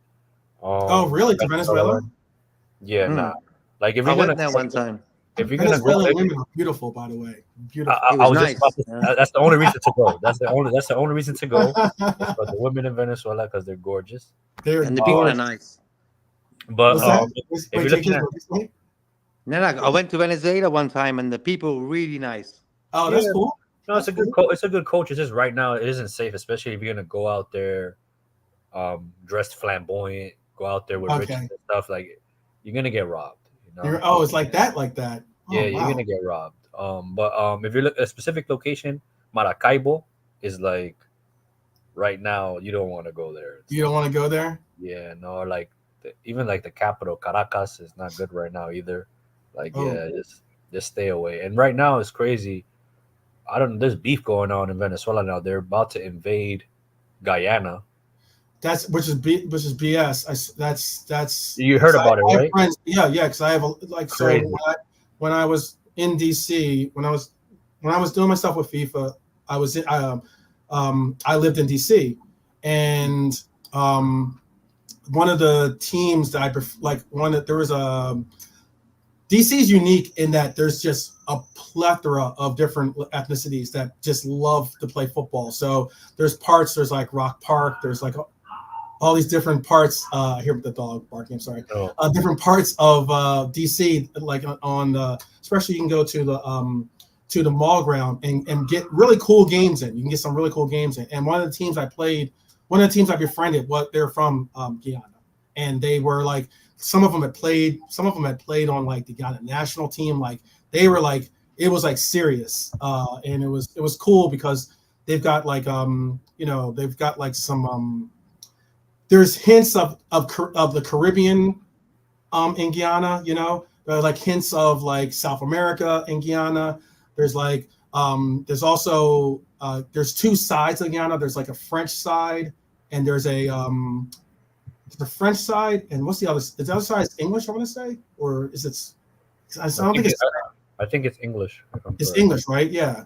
So one side's France, one side's French influence, one side's English influence. It's weird because it's a small country too, and there's like a lot of like there's some there when I say the Caribbean influences, there's some Rasta influences, at least on with the guys that I played or would play with there. They would they had like a lot of Rasta, like some Rasta tendencies, let's say that. So but yeah, they're trying to annex it for oil purposes. I saw that. Yep. It's all about the money, man. It's all about the money. What do you guys so Jay Kisman, how are you feeling about this game? Are you scared of this? Are you scared of that we're not going to get a W, or are you scared that we're going to get a draw maybe? Or even worse, I'm never scared going into a Liverpool match. I always believe we're going to get the 3 points. But good masterpiece settings. Yeah, you know what I'm saying. Yeah, man. I can't go into a game thinking. Even when we played City away, I thought, you know what, we could win here. And you got to be like that in life. That's my opinion. You can sit there thinking. You can sit there thinking, oh no, we're playing Arsenal away and we're going to get battered. Like, how can you even think like that as a Liverpool fan? Yeah, I don't like going into games already defeated for sure. No way, can't do that. For sure. And don't get it twisted. Like, guys, and it's not that I don't think like I want to win. I want to see us win at City, but our record doesn't necessarily say that. Our record, everyone's record, doesn't say that happens too often. But I could say the same for Anfield. There you go. The record does not. The record. People always say, "Oh, well, the records are made to be broken." Absolutely. They're every record's made to be broken. However, if you're going to tell me that if you're going to tell me there's a likelihood that we should lose, as opposed to the likelihood that we will win, is more so the case. I would sooner go with we should win, because Anfield is a different animal in itself. Luton. Yeah. Oh no, I was gonna ask real quick. Do you think that it was out of line for Klopp? I'll ask first Jake Ismett, then I'll ask Bajan and Angel his opinion too. But do you think it was out of line, or do you think Klopp was wrong in saying the comments that he said about needing Anfield to rise up, needing Anfield to needing the support, I guess you could say, to be the 12th man. Yeah, the 12th man. Yeah. There you go. But he always does that in his interviews. Not, I wouldn't say always, but he sometimes always says we need the crowd with us, and it's just the way he is. He says that. So I wouldn't really take that into a big thing, Yeah, of course, Anfield could be louder sometimes, but all in all, you have an opinion as to why that is? Do you think that there's something more involved in that, or do you think that's just it's just reliant upon the play of the team or the fixture? Yeah, I think because look at our last 5 games, we haven't played good at all. I think the West Ham game was the first game we played in about 5 games that we've actually played to a level that you can say, I think towards the Villa match up at Anfield was good. I thought that was good. We played good there. The crowd was there. But in the last few games we've played, we haven't really played good. So the crowd hasn't been really up for it, But the West Ham game, the crowd was sort of back. So if the team plays good, the crowd are up for it, Yeah. Well, for instance, I heard someone make this reference because I saw it again that Robbie and Troops basically they took that as they think Klopp is scared, and they think that's what they said. That's their words, not mine. And they were saying how they think that he thinks that Robbie was saying that he believes that not only is Klopp scared, that he's scared for his team. He doesn't believe in his team. That's what he said. So in essence, I think that's so far off. I think that's so far off. You guys want to say? You guys got comments on that? And those. I'm just saying. I'm just repeating what was part of that podcast. Yeah, but do you remember this time last week? United fans were doing the same sort of chit chat. Yeah, them sort of comments. Yeah. It's their way of messing with our heads, before the game. Absolutely. And that's what the Arsenal fans have been doing all week as well. I don't want to fall into that same. Like, I don't want to fall into what a lot of us did going into United, and like being so. I'm not going in there, with like expecting some 6-0 or 5-0 victory or something like that. I'm expecting a tough matchup because Arsenal is a good team. They are a good team. I have respect for them in that they have a good team. I just believe that Anfield, the difference could be Anfield. The scary thing about this is that, how do you feel about this then? Are you scared? Hypothetically, let's say we win this game, right? That puts more emphasis because we're going to play them again in the FA Cup, right? At the Emirates. And we'll have to play them, obviously, in the away fixture that we have against them too. So later on in the year, obviously, but we'll have them again. So we have to face these guys at least two more times. Do you think that winning this game could, in essence, give them even more emphasis, more focus on holding court at the Emirates? And if anything, considering that the FA Cup matchup is January 7th, I think it is, right? Do you think that gives them more emphasis, possibly even for us from that engagement?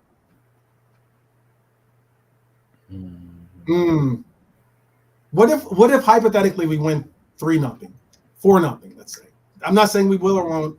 I'd love, if you guys got score predictions, please tell me your score predictions. I'd love to see what you guys' score predictions are. But if we went 4-0 and we kind of like, we all come out with the chest and everything else, and we're all happy and we use it as this benchmark type game and everything else and blah, blah, blah. Do you think that we could find ourselves setting us up for trouble in that Emirates game? Before we touch on that, I'm still just surprised on what you said about Troops and Robbie saying Klopp is scared in Anfield, and that's their exact words. I'm not. That's not me paraphrasing. They said that Klopp is scared. I'm like, because it's like, because they're saying they're referencing it because of him. They said that often Klopp would never have to call on the fans to support, to rise up. He often would never have to say that before, especially whether it's Arsenal or not. He wouldn't have to say that for Arsenal coming to or going to Anfield. But now that he is, they're saying that he's scared. That's what he was saying. But he does it every game though. Like, yeah, pretty much live on games, he does it. So like, at the end of the day, like, some people know I used to be in the military or whatever. Like, leave the profiling for the people that are trained to do it. Like they just, I guess in a way, it's just leave the profiling for people that are trained to profile situations and stuff, and stop creating agendas and stuff. You know what I mean? Like, you know what I mean? It's like if we go there and let's say, for example, like you said, we beat them 3-0. You got to eat those words about Klopp being scared, or you know what I mean. So just be quiet, my guy. You know, that's why I said what I said about, a lot of us, we kind of set ourselves up. Quasi talked about it. Like, he's like, a lot of us set ourselves up for banter, set us up for, like, of course, yeah, a fall off by saying, we're gonna 7-0, we're gonna 8-0, 9-0. Hey, I as well, I was hoping that we would get a result like that, but rivalry games are just different, and I think that especially these kinds of games, I don't know if Arsenal is necessarily a rivalry game for us, but it's definitely a game that, because of the animosity between the two fan bases, I think it's definitely a very big game, a very important game. It's bordering, if not on a rivalry game. Jay Kismet, do you think it's a rivalry game? It's a fan-made rivalry game. For me, Arsenal, I've never ever worried about Arsenal as a club, and I think the status they've brought themselves up to now is mostly by their fans. Mm-hmm. So, like Arsenal, a good team. They've not won the Champions League. They haven't won the Premier League in 19 years. So all in all, they've spent 500 million in the past few years. So they haven't really said, "Oh, we haven't bought no one." So they paid the money for players. So all in all, I'm not really worried about Arsenal. Mm-hmm. They're okay. For me, Odegaard is their best player. When he's playing good, for me, he's their best player. Saka, too much left foot. You can read him. So tomorrow, so there's weaknesses in their team for us to exploit tomorrow. Mm-hmm. And I think long as we can man mark Odegaard in the midfield, either with Endo or Trent, you have to pick one out of them two. So yeah. I think what. This is going to sound crazy, but you know what, like guys, if you want to hang your hat on Havertz being the person that the emphasis of where you're going to run your offense through or try to rely on Havertz winning you the game, cool. I'm not saying that Havertz is a bomb. I'm not saying Havertz is a terrible player at all. But he's been cooking lately. Huh? No, exactly. He's been on form lately as well. So, I don't have a problem with you, with Arsenal relying on that. If that's what you're going to rely on, I like our chances because I think that, we can say the same for some of these other players that are starting to kind of, get a little bit of form and get a little bit of shape towards them. You know what? But what's funny about too, what is your biggest concern? What is the biggest concern in this game? We'll go Angel and then Jay Kismet. What is your biggest concern? What's the biggest concern that you want to watch out for in this game? And what is the weakness that you want to pinpoint for them? My biggest concern is in the game is us. Okay. I think we are on this season. Oh, we're our own enemies. I got you. Yeah, and this season we are our own worst enemy. Like some of the decisions when it comes to the final third of the pitch has been atrocious. Yeah. Mm-hmm. Just please, just have your goal. Like if any game means anything in this game, just put on your shooting boots on this game because we might not create a lot of chances, but we do create a few chances. But we don't kill the game or we don't score. Mm-hmm. I think that's the issue. I think for all the stuff we do well and stuff, we do seem to lack on the final third, and we shouldn't with the quality we have on the final third. Who is our real quick? And I'll let you answer this too. I'll let you give your answer. But I want Jay Kismet. I just want to ask real quick. Who's the referee for this game? Who is the referee? Isn't that sad that we have to sometimes reference that? You know what I mean? Because this is what Dustin said. He says his biggest concern, completely honest, the ref. Mm-hmm. I mean, that's sad that we've had to. That's their 12th man. Huh? That's their 12th man, the referee. Yeah, exactly. You get me? Exactly. Even at Anfield, that's their 12th man. Yeah, man. Yeah. So, but so what are your concerns, and what is your concerns, Jake Kismet, and what is also do you think we should focus in on to try to manipulate against Arsenal? And guys, Base of Flowers, Philip, Dustin, hey, anyone else in the chat, please tell me what's your biggest concerns, and what is the Achilles heel do you think possibly for Arsenal that we could possibly manipulate?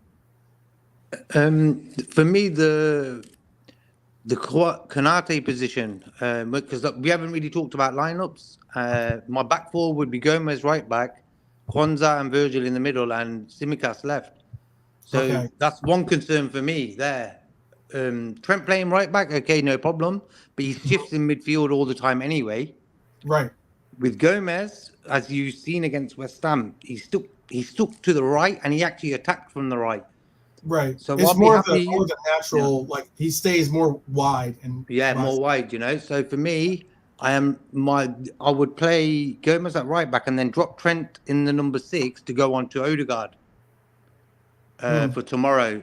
Try it out, Endo, he's good, but he's not fast. You know what I'm saying? He's not really nippy on his feet and stuff. So that's my only concern. And I would say Diaz top left.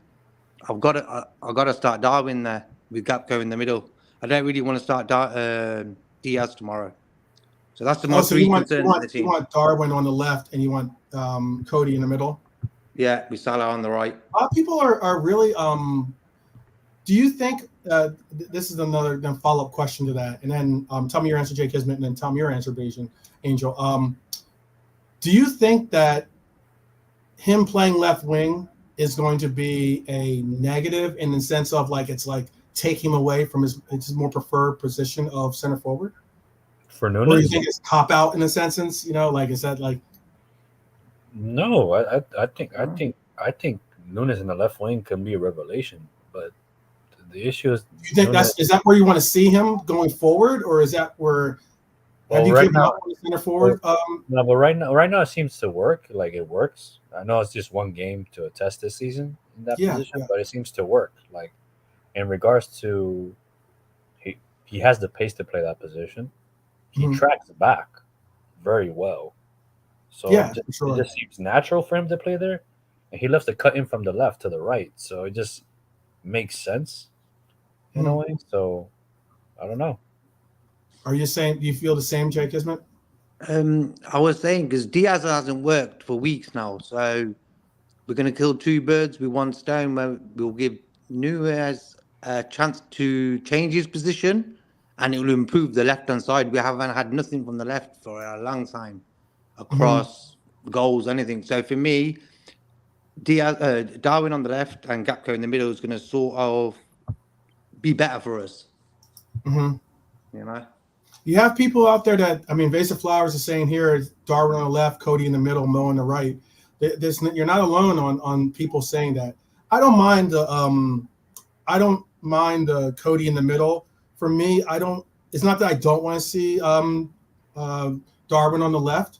I just think I would like to see. The reason why I have Cody starting is because I wanted to see possibly Nunes come get into the game when there's that opportunity to take on a little bit of a tired defense and to utilize his pace, utilize his energy and everything else, the kind of sense that we did see against Newcastle, and that was with us even playing with 10 men, that's why I'm making the reference of him playing still in the middle and being a sub in this game only, really. But it's interesting. I think Dustin is seeing it more my way in the Diaz Darwin, or seeing it Diaz Darwin Sal, excuse me. Face of Flowers is saying to you guys, no, Darwin can score from the wing as Mo does, but Darwin's ultimate position is center forward in time. That's my opinion right here. That's why I was asking you guys the question. Do you think that the future for Darwin is left wing, or do you think that he is a center forward? I don't know. Honestly, I didn't mean to bring silence. Yeah, I know. Yeah, I don't know, because do we have the time to wait for Nunes to develop as a striker? Yeah, I can understand that. Yeah. It depends on the ambition of the club. So, if the club or whatever their meetings are is to win the title, or that's the aspiration, do we have the time to wait for Nunes to develop to be that number 9 for us? It coincides in a way. So, yeah, I can understand. Jay Kisman, how do you feel about it? I think when you look at Darwin's team play in the last 2 months or so, much improved. I agree. I was called out by saying that, or I think it was GTV was talking about how he doesn't have saying how Nunez doesn't have a back to the goal game, or he hasn't been playing, more team defense and such. And I was like, I disagree. I think he has, like, improved that. Yeah. And the thing is, Trent I think it was against Fulham, Trent played this ball to Darwin, and when you take the instinct away from a player, it's very hard for them to connect to a ball. And what happened, it was the sort of ball, all you have to do is connect, just turn around, bang, and he didn't do that. And I think because he's been concentrating on his team play, it sort of hindered his shooting, Yeah. And I think that's what's happened to him. So he needs to find the right balance now. Say, okay, I worked on my teamwork. Now I need to get back to what I am, a striker, centre forward, playing up top. That's my opinion, Yeah, I can understand that. I can definitely understand that. I'm hope like I know Enns talks about, for instance, like with Cody, one of his biggest gripes was that he wanted Cody to stay as a left wing. He didn't want him to gravitate towards being a center forward because you can sometimes lose your identity, as he is referencing. And I always thought that I think that Cody has the identity of both a center forward and a left wing, to be honest with you. I just saw on here Dustin saying Cody should have. He says, I always think more about playing Hakpo as an advanced 8 behind the 3, but still the only change in your lineup, I'll change is Nunez for Cody. I don't necessarily. I think that when we're rating Cody, I know we're transitioning. I know we're just talking about Darwin, but as far as Cody, when it comes to Cody, for instance, because now he's stuck in this vortex, trying to figure out where we need to play him primarily, and people are getting angry because they're thinking that he's becoming more a utility player than an actual, defined front line player. If you look at where we put Cody, we put him in the 8, we put him in the left wing, we put him in center forward. I think his best days are at either left wing or center forward over 8. But do you disagree? Do you think that maybe him moving around so much though has probably impacted him? And it could be a detriment similar to what could be seen if you start doing that with Nunez. I just think that when Gakpo plays for Holland, I've watched a few games. He plays on the left, does really well. Yeah. So if we play tomorrow, if we do go with Darwin and Gakpo up top with Salah, I think they can switch positions, Gakpo and Darwin.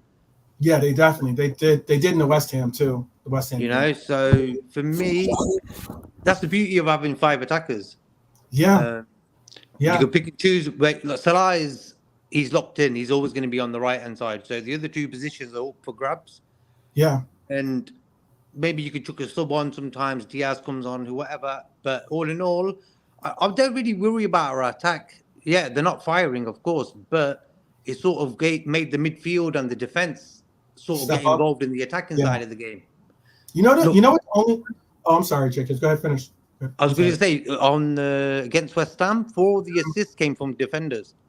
Yeah. That's what Vesa Flowers just mentioned about Ibu's run and assist. Then Cody's feint and finish versus West Ham was very nice. It was, it was very Matip like, whereas he progressed the ball forward with his dribbling. Always, Marion. I appreciate you. Marion. But yeah, I got a little sidetracked on that comment. But yeah, if it's like with Ibu, or with Cody, I should say, and with the runs that we're starting to see and the way that this team is starting to figure things out, what's kind of nice to see is that we do have. It's not everything is in the box or everything's outside the box. Our last game, for instance, there's 15 shots inside the box, 14 shots outside the box. And I think someone's trying to call me. I think that that balance is kind of nice to have. Do you disagree? Do you think that we need to focus? Is it because we're not? That ends up being that we're not going to, because we're not so frontline attentive, that we're most likely not going to be able to get a lot of the touches, if not chances, for the front line. Like as in some of those touches and chances are getting taken by our midfield. Do you have a problem with that? And do you think that that could be one of the reasons why we're just like, because we're not giving our front line enough chances or opportunities, it's just it's affecting them that way? I think that our strengths back in the days was our wing backs, full backs, attacking, getting crosses in. And Simicast, he can cross, of course, but he doesn't do it the same amount as Robertson would have. And when Trent used to be right back, he was getting crosses in 24/7s, and I think that sort of affected our attack a lot. You know, sometimes I see Trent in a position, I say, swing it in now for Darwin. It just needs to be done. But sometimes you might cut. He don't get the same amount of crosses in like he used to, I believe. So, but is our midfield is stepping up, so scoring goals, and as I said, the defenders getting all the assists. So all in all, I'm not really going to really worry about that. The defense. Yeah. Oh no, real quick. Could you possibly even say too that our form is slightly similar in where we're getting our goals is slightly similar to Arsenal. They're not getting their goals from like Saka. I'm in the European or in Champions League. I know Saka's scoring, but but in Prem, it's a lot of their goals have, or at least they're definitely their more influential goals have come from their midfield. Whether it's Rice, whether it's Havertz, whether it's even Odegaard getting more involved in their play. The performance by their midfield has been really the engine for their success as opposed to their front line. Well, that's why they're saying that they want to buy a number 9, because I'm assuming they're lacking in quality there. So, because when you look at the stats, right? You look at the league table and stuff. You look at the stats, goal difference. I think we're 1 positive compared to them. Goals conceded is the same and stuff. So, man, I think we're a little bit more similar and stuff. It's just they have more losses, we have more draws. So I think we're in a way we're apart and stuff. So So do you think that's where it's going to be? So do you think it's going to be, Jay Kismet? Do you think this is going to be basically battle of the midfields? We do a Game of Thrones, battle of the bastards and stuff. Yeah, exactly. This is going to be a battle of the midfields, and it's just whose midfield is going to prevail. Do you think it's going to be that? For me, just our biggest problem is Odegaard. If we can snuff him out of the game, how do we neutralize Odegaard then? Yeah, and then get Szoboszlai needs to do what he did against West Ham. When he does that, we're in control of the game most of the time. So with him and Trent, they need to get on the ball more often. Don't give them the ball. So I think we'll be okay. We'll be okay. So what was the question? How do we take out? How do we neutralize? Because Jay Kisman's saying that his biggest fear, or not fear, but the biggest attention grabber for him for Arsenal is Odegaard, and because Odegaard does dictate a lot of their play. He is basically a big reason why that midfield works. Plaudits go out to Rice, who has definitely performed well, and I know Havertz is starting to finally. Honestly, I think Rice is the key, but I'm not gonna rebuttal Odegaard. I think he's a good player as well, but honestly, the best way to take him out is to literally take him out. Oh God! Clean tackle, just take him out. Well, you never know. You never know with Endo, but I mean, you never know with Endo, man. Yeah, that's you never know. Yeah, Endo's ready.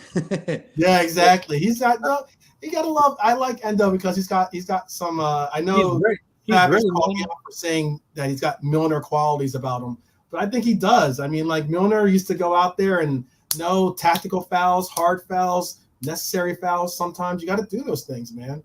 Yeah, I like him, man. He's ready, man. He's ready for a fight. He got the mouthpiece on, man. He's ready, man.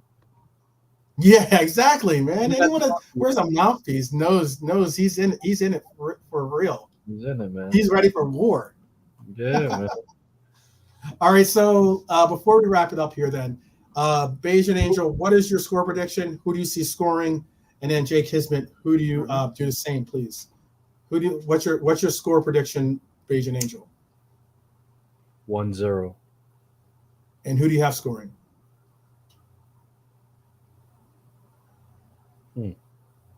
Endo. There you go. Mm-hmm. I have Endo scoring too, by the way, so that's cool. I have Endo scoring because of all the trash talking that Gooner League. I think like a header, like a header, like a corner header. I think Endo. Yeah. Yeah, he'll be the one person that scores our headers, considering that we can't do that. Apparently, Yeah. Lately we have not had the success that I would like to see from. He's good. He's good in the air, man. Oh, he's excellent in the air. Jay Kismet, how about you? Mm-hmm. I want to say 5-2 for some reason, but I'm going to say 2-0. But I'm going to say 2-0. 2-0? Yeah. Okay, and who do you have scoring? Screen, so. Who do you have scoring? Yeah. I would have Salah and Darwin eventually to get that goal, Okay. Yep. Salah and Darwin to break, to be the brace, basically? Or does Darwin get the first goal? Yeah, Darwin will get the first. Okay. All right. Let's go. Yeah. And then Mo Salah comes to the rescue and saves us with a 2-1 victory. Okay. No, 2-0 victory, bro. Oh, 2-0. 2-0. Yeah. They won't score tomorrow. Okay. Look at Virgil. Yeah, look at Virgil when he played against West Ham.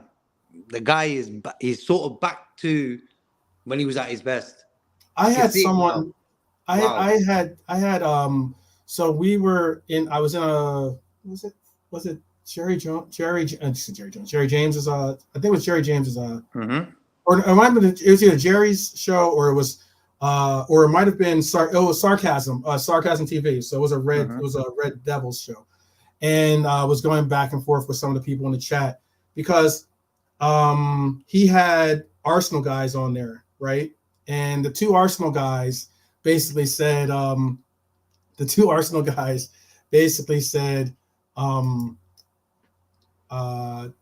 that Virgil van Dijk has lost step, or that he's not the player he used to be, that he's not even he's not a top tier defender anymore in essence, or that it's very interesting how a lot of people look at Virgil these days. I think Virgil is back to wearing the crown, to be honest with you. I think he's the best defender in the world. I think he's I'm not saying that just because he's a Red, but I'm saying it because of what I've seen, the progression of like confidence that we've seen him have. It's not like he's Beijing Angel spoke about that, tendency to possibly not go into tackles or such and such because of the injury. I don't know if that's necessarily there anymore. I think that armband made a difference. The armband, exactly. Because of that, since the armband, he stepped it up again. Exactly. It was a good move. Taking on new responsibility, right? Exactly. It makes a difference. So, what is your defense for tomorrow, bro? Oh, okay. Yeah. My defense. Okay. Hold on. Let me bring this up for you. Whoops.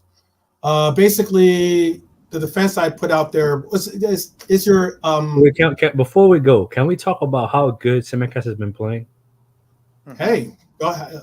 Hey, have at it. My left back. That's all I gotta say. Take me off, man. I'm too sad, man. Take me out of here, man. My left back, man. Nah, because he was another player. I think after Robertson got injured, I think a lot of fans were worried. Yeah, on the left hand side. But man, I think he needed. He's just one of those players that needs repetition. He needs game time. He can't just be thrown in. Like for example, Matip. That I think Matip is underrated in regards to like not playing so much games, and then he could be thrown in. He does an amazing performance. Tsimikas is the total opposite. That he needs repetition, and he seems to be growing into the position. So yeah. I think that he's really. He could cross a ball too, unlike Robertson. You don't think Robbo can cross? Not anymore. When was the last time he did it? That's a good question.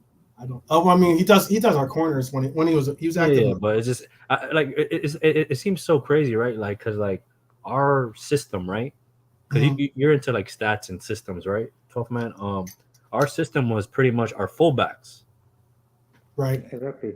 Yeah, for sure. Robertson used to cross them balls like it was nothing. Beautiful passes, and his assist numbers were ridiculous. And like now, it just seems that the system tweak kind of like took away that from him. Because like now, even when he passes now, his passes aren't that great. in my opinion. I don't know what you guys think. Jay Kismet, do you have an opinion on that? I don't think that Robbo's is taking as much of a downturn as Angel's saying, but go ahead. I think so positive, man. Jesus Christ. Go ahead. Go ahead. Go ahead. I didn't. Go ahead, Jay Kismet. Go ahead. No, just like Robertson, he's the highest assist maker in the Premier League, yeah? Defender, I think defender-wise, right? Yeah. Defender, sorry, yeah. And Robbo for me, he cost 7 million. We never paid big for him, and what he's done for us, like, you can't even explain. So for me, I give certain players this like little bit of leeway. Like Virgil, he weren't playing really top, like, and I didn't really go over the top like some fans did. But for me, Robertson, he's quality for 7 million. It depends on how his shoulder is now. If he can get fit, you know. Yeah, the shoulder injury. I'm not really. It's a shoulder injury. So if it was a leg injury, it's a little bit different story, you know, because obviously football players use their legs. But yeah, that shoulder injury is just one of those things. Yeah, it's just a matter of getting through the pain, eventually getting through the pain because you're going to be moving it and utilizing the rhythm. Angel actually could be a really good resource to utilize as to like what if any at all that a shoulder injury is going to impact Robbo on his return. But I agree with you, Jake Kismet. I think that Robbo was a blessing to have got him for what we got him for. Absolute steal. I think Robbo is. I think Robbo. Don't listen. Don't listen. No, it's gonna be positive. I guess it's gonna be positive. Don't listen to talk, man. I charge for my services, so don't ask me questions and stuff. Okay. Oh, okay. I got you. I was just gonna say, like, I think of Robbo. I think I like when there is competition for a position. You know, like as in, I've repeatedly said this. Like as in, I'm not necessarily into replacing players. I'm into bringing competitions. No, bring it into a competition. Like as in, have two players at least have different options that you can have them competing for that role or for that spot. That's all I'm saying. It's like, you know, it's one of the reasons why, for instance, hear this out then. Come on, I want us to go for. Come on. No. Hear it out. I want us to go for Kubo, actually, for instance, right? From Real Sociedad, right? You know your ball, man. You know your ball now. Yeah, I like the player. I get it. You know, someone might say I have a bias to Japanese players or something like that, or whatever. I'm with you too, man. Kubo is good, man. He's good. I don't know if people watch Spain, but they're good. They're good. Kubo, they're good. And I would love to see him.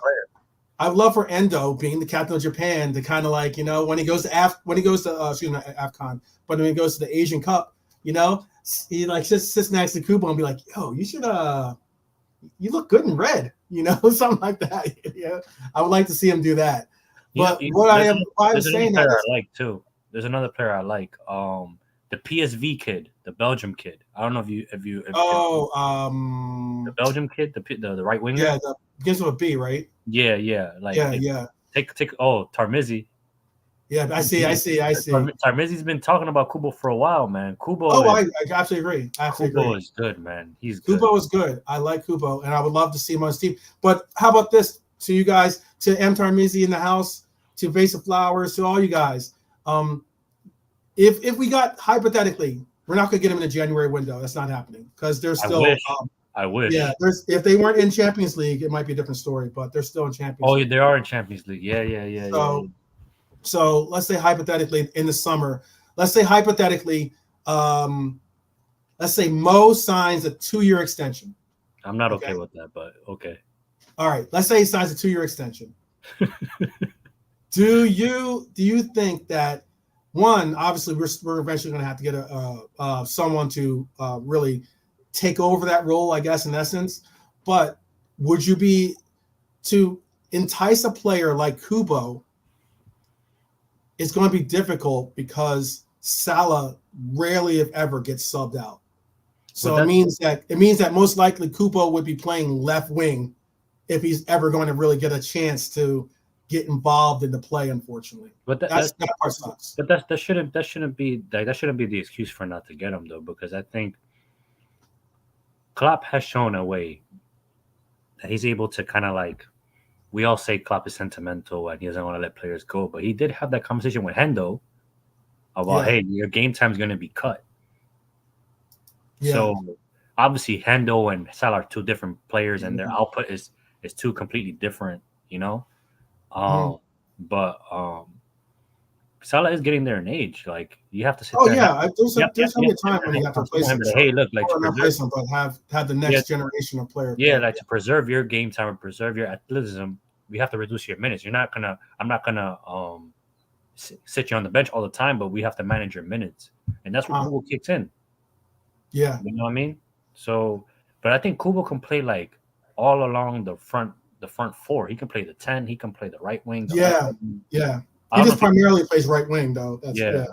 Isn't Kubo a bit different than Salah? Like he's more of a creative winger. Kubo. As M. Tarmizi is a good person to ask about that. I like Kubo. Tarmizi, let me know. He's a player. For instance, he's a player that I have on my football manager team for Liverpool. I already acquired him. Really? Oh. Yeah. But he's okay. Yeah, Kubo is left-footed. That's what Evasive Flowers is saying. But this is a good part and point. Like Real Sociedad is playing PSG in the Champions League, and they also have it's going to be Kubo versus Lee, battle of Asian right wingers. As Lee used to play for Valencia, right? Yes, he was a player. He was another player that I was hoping. Korean, right? South Korean. We were actually looking to possibly get him. And PSG ended up acquiring his talents. But I'm not Kang Lee is Korean. South Korean, right? South Korean. He's supposed to be like the next son, basically. Oh. Yeah, that's in Korea. That's what's being referenced for Lee. And Kubo just has incredible talent. He's so young. Do you watch Jay Kismet? Do you watch Spanish League? So no, but Real Sociedad is cooking this season though. Oh yeah, they're definitely cooking. Yeah, they're doing really well. Yeah, there's a lot of teams making surprise appearances in La Liga this year. A lot of teams. The what is that? The team begins with a G. Girona. Is it Girona? Is that the team? Is that the name of the team? Yeah, they're doing well this year too. Yeah, but you know who they're owned by, right? Oh no, who are they owned by? City. Oh, the City Group. I shouldn't have even asked. 115. But go ahead, Jay Kismet. Do you watch La Liga? Not really, no. I don't really know much about that player actually. Oh yeah. Take a look at it if you have a chance. Like if you have a chance, yeah. That's the one unique thing about international football for me, especially. I do like international football. I appreciate it for what it's worth, because like quite often you get to see players that you normally wouldn't have possibly saw in their, with their club teams, or you get to scout players. I mean, that you obviously have talent, they're not playing for a club system, but they're playing in that international. But some people don't rate international play the same way they rate club play. I'm not one of those people. But Japan right now, like they're so good. Like, they're good. They're good, man. They're very, very good.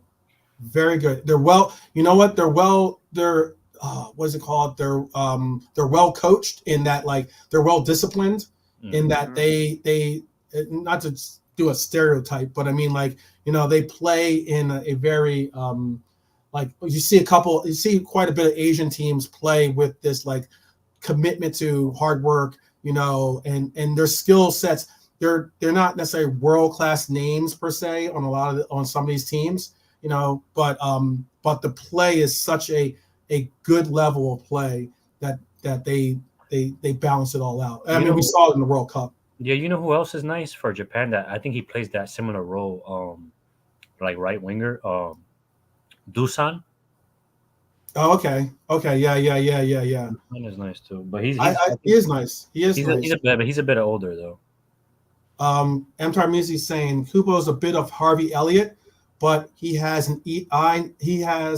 eye needle of a pass, more of a creator suited to our quote unquote 2.0 system. That's good. That's cool. I like it. But then that would benefit Nunes though, because if we're moving into like more creative wingers. Ooh, who's this player? Have you guys heard of this player? Who? He says he's intrigued with another samurai. Yeah, I know who he is. He's a center. He's a center back. He can play like DM as well, right? Tarmizi, he's like a center back. He can play like DM, right?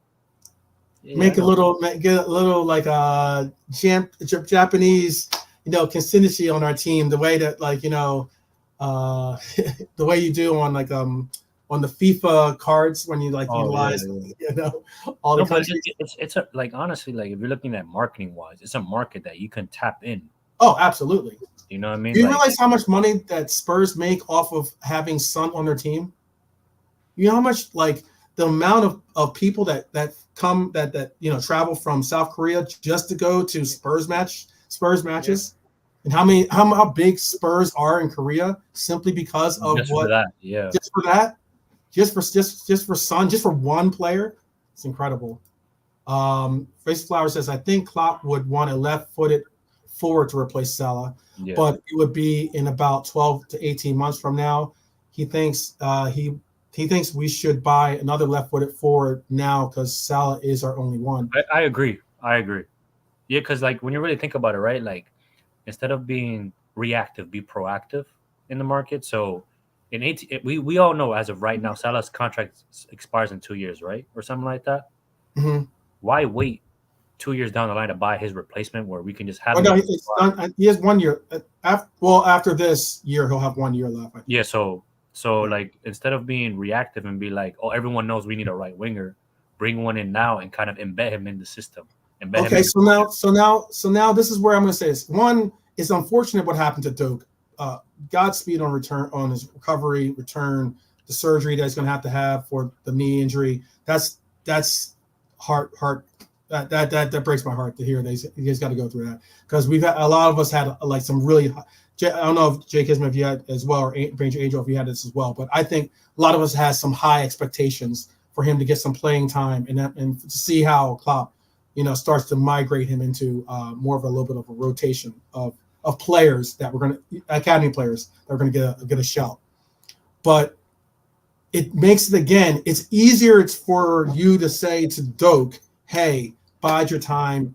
We're going to work you into the rotation. We're going to get you to learn the system more, get more familiar with your teammates, such and such, than it is to go to Kubo, unfortunately, and say, hey, we're going to get you involved in the system eventually. Then you also have to have the conversation with Salah. The same. It would become a very similar situation.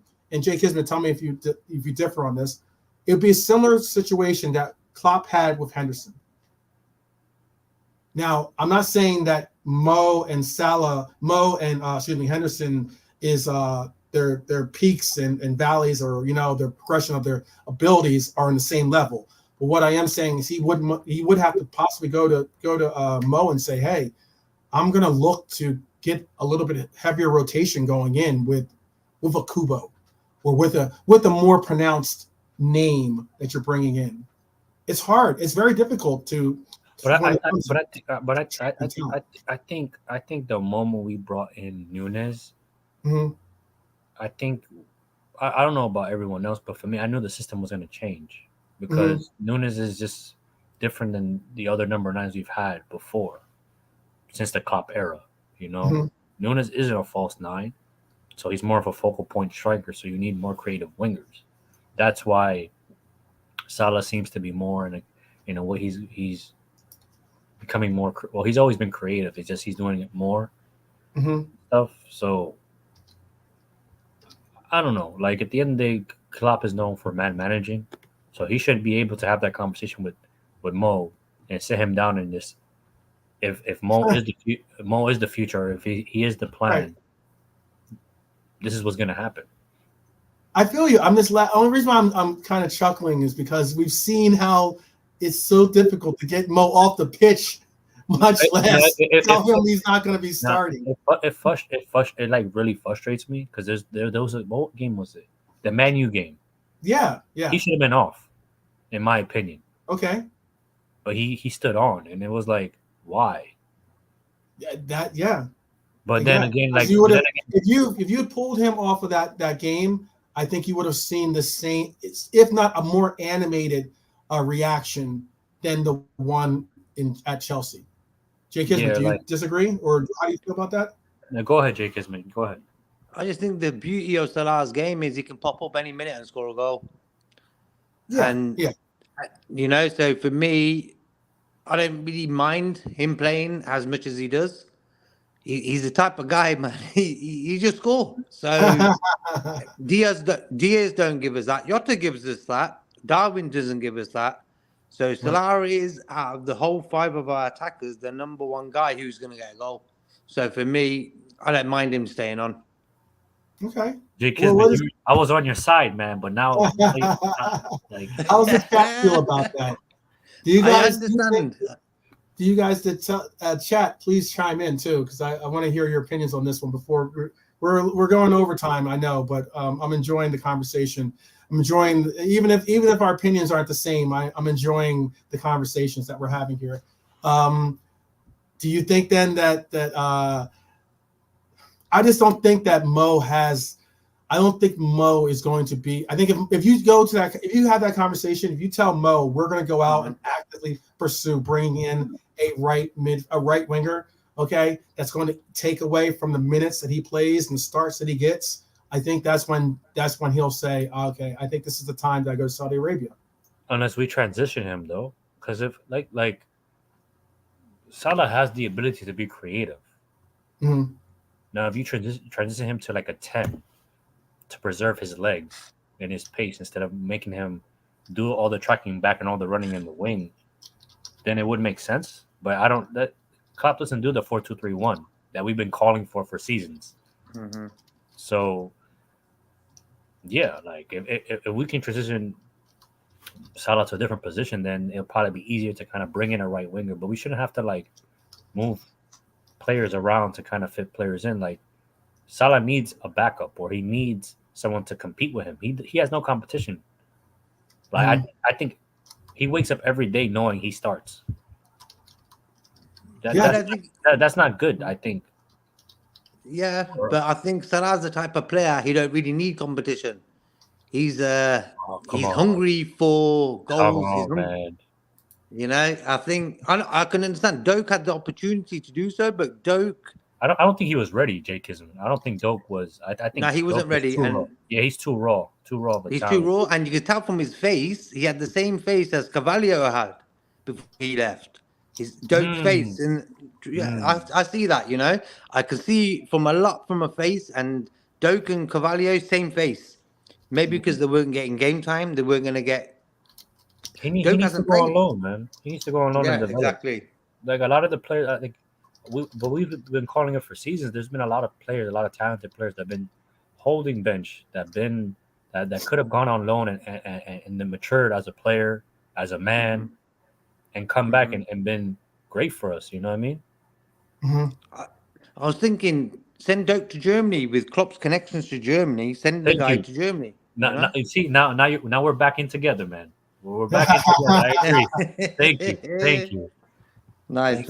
Red for Life is saying, sure, they have a succession plan for Mo. I mean, I hope they do, or he hopes they do. But he says, they have to be proactive and get someone else while Mo is still here. Thank you, Red. I don't have a problem. Look, I'm all about it. I'm not saying that I don't want to bring in a Kubo. I would love for us to bring in a Kubo. I just know that that's going to be a conversation starter in the locker room, not in the locker room, but in that manager's office, unfortunately, considering that Mo he's not a prima donna. We're not going to go that far, but I'm like, Mo is a superstar, and it's kind of like, I just think that I don't know how he's going to respond to it. How about this then? We're just talking about center backs. Would you guys be, I know, because I like the guy, I liked Kim from that's at Bayern Munich, for instance, right? The one that went from Napoli. Yeah, I think he's a solid defender. He's a solid defender. He's more of your traditional defender. I'm not looking for any offensive output from him at all, really. Okay, but I think he's rock solid when it comes to he's old when it school comes to defense. But because he's gone there, and they still have Upa Makano, excuse me, and they have now Delight as well.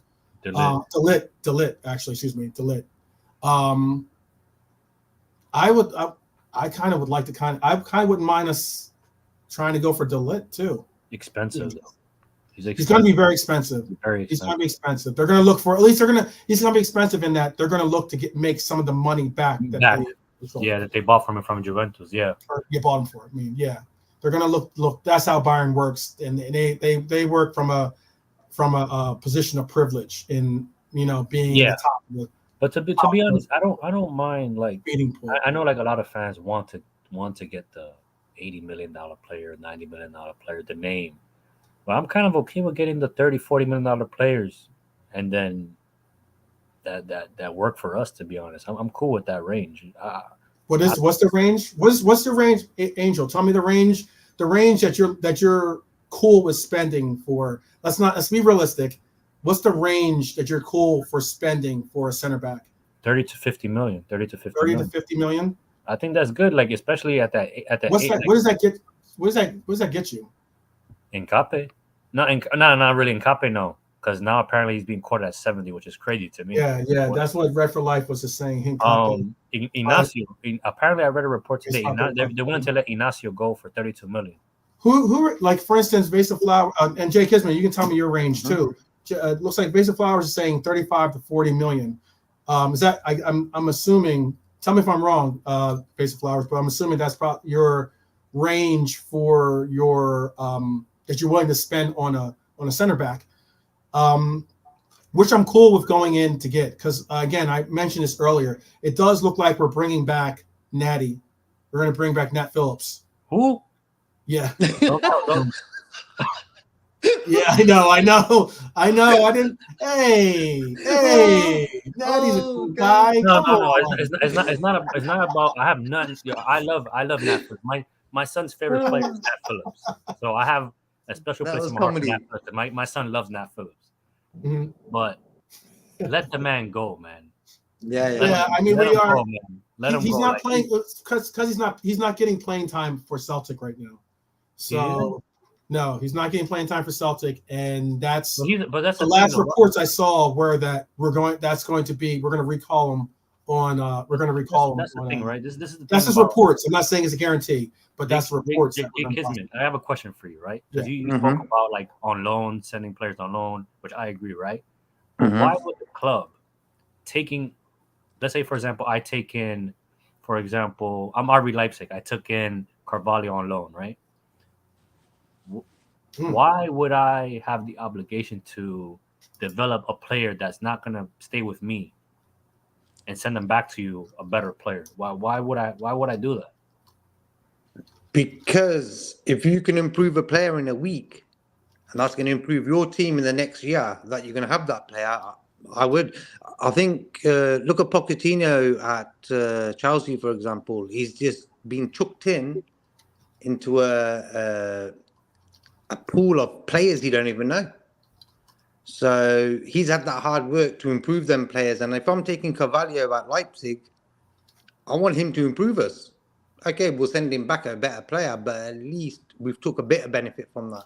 No, but do you understand though, like because you spoke on it on like the logical sense, right? You spoke on it like, which I agree, right? But then also like as a club, like, because I remember in the summer, right? RB Leipzig wanted to buy Carvalho, if I'm correct. They didn't want him on loan. They wanted to buy him.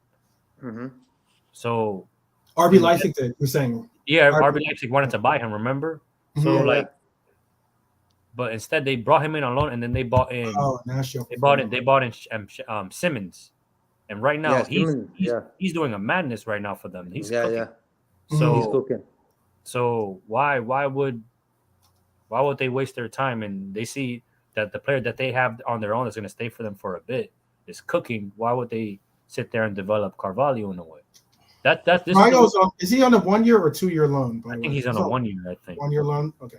But this is where I criticize Klopp in regards to use your connections in Germany and and sit out a game plan for a team. Like, why not send him to Mainz where he coached? Yeah, we already did send one. We did send a player to Mainz, actually. Yeah, Nat Phillips was on loan on Mainz, if I'm correct. Oh no, he was at Stuttgart, right? No, he was at Stuttgart. Who did we send to Mainz? I can pull it up here. I don't remember, but like he or a team in Germany that just got promoted or something. You know, like, hey, I'm seeing this kid that has quality. Right. Like, you know what I mean? Like, you got to pick the right club for the right player, I think, you know? Yeah. I know what you mean. So our players on loan I don't think it was it Reese Williams? Oh, no. Steph Vandenberg. Yeah, Vandenberg, yeah. Steph Vandenberg, yes, that's who it is. All right, because we only have right now we have Steph Vandenberg, Nat Phillips. Everyone pretty much all center backs out on loan. So Seth Vandenberg, Nat Phillips, and Reese Williams, and obviously Calvin Ramsey being a right back. But those are the three that we have on loan right now. The thing is, are they getting game time? You know. Yeah, that's it exactly. Nat Phillips isn't getting game time at Celtic. He's not. He's not getting game time, and we have a need for center back. He's a player. He's a player, obviously, that out of those three center backs that we have on loan. Would you rather bring Seth Vandenberg back, Reese Williams, or Nat Phillips? Out of those three, who are you bringing back? Seth. He's homegrown. He helps. You're bringing back Seth. Yes. Wow. He's homegrown. Chat, are you doing the same? Please tell me to chat. For those in the chat, please tell me. Dustin, out of those three, you know ball, Dustin. Out of those three center backs. What? No, I'm saying Dustin knows ball, man.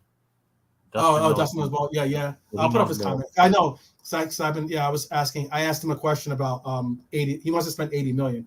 I'll bring that up in a second. But out of those three selections, those three choices, Jay Kismet, are you doing the same? Are you bringing back Sepp, or are you bringing back someone else? Have you watched him play, Tough Man? Because if you watch him play, no, and I know I've read reports that Sepp is doing well. I'm not saying he's not. I read reports last season in Germany, he clocked, I think, the third fastest time in speed. Oh, he's rapid. That's awesome. Yeah, he's rapid. It's obvious the reason why we haven't given up on him, you know? No, but the issue now is that he went on loan with an option to buy for 10 million. It seems like he might not come back. So, do you think 10 million? Wow, 10 million. I guess that's 10 million. I don't know if Mainz is. I know Mainz is in the powerhouse, but I mean, like, 10 million is not a lot for a center back, man. It's not. And then also, like, I don't think you can bring him back now since they have an obligation to buy. I don't think you can bring a player that's. Yeah, I don't know if you could do that or not with that. It might not be. It depends. It just depends on, like, if it's in the agreement. If you can bring him back. Looks like so far it looks like we have split. We have Base of Flowers saying definitely Seth back over Nat.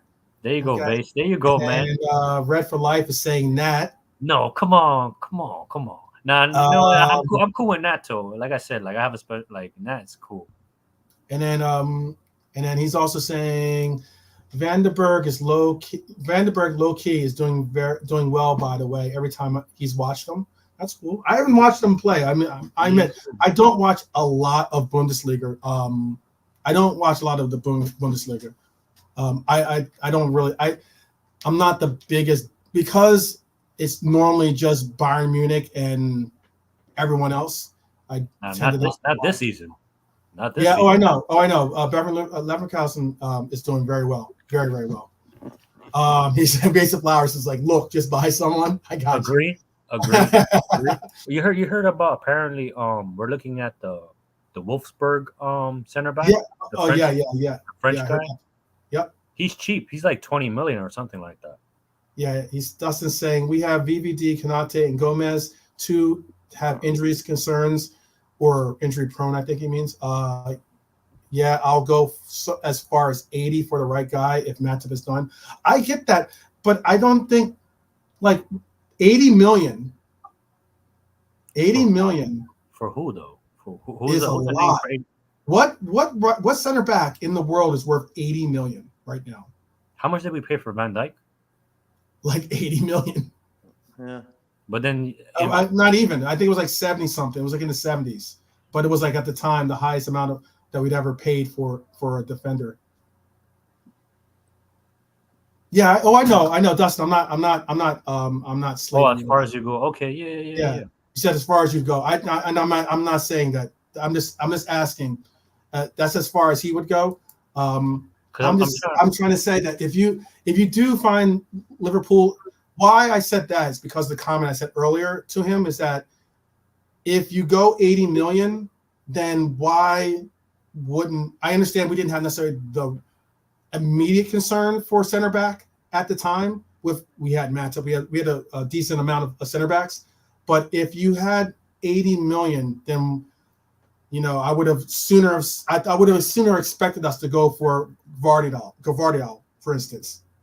Oh, okay. I see where you're going. As in, if we're going to do that, then 80 million is like 80 million. We could actually get for 80 million De Ligt. Yeah. If that's the case, cool. I'm down with that.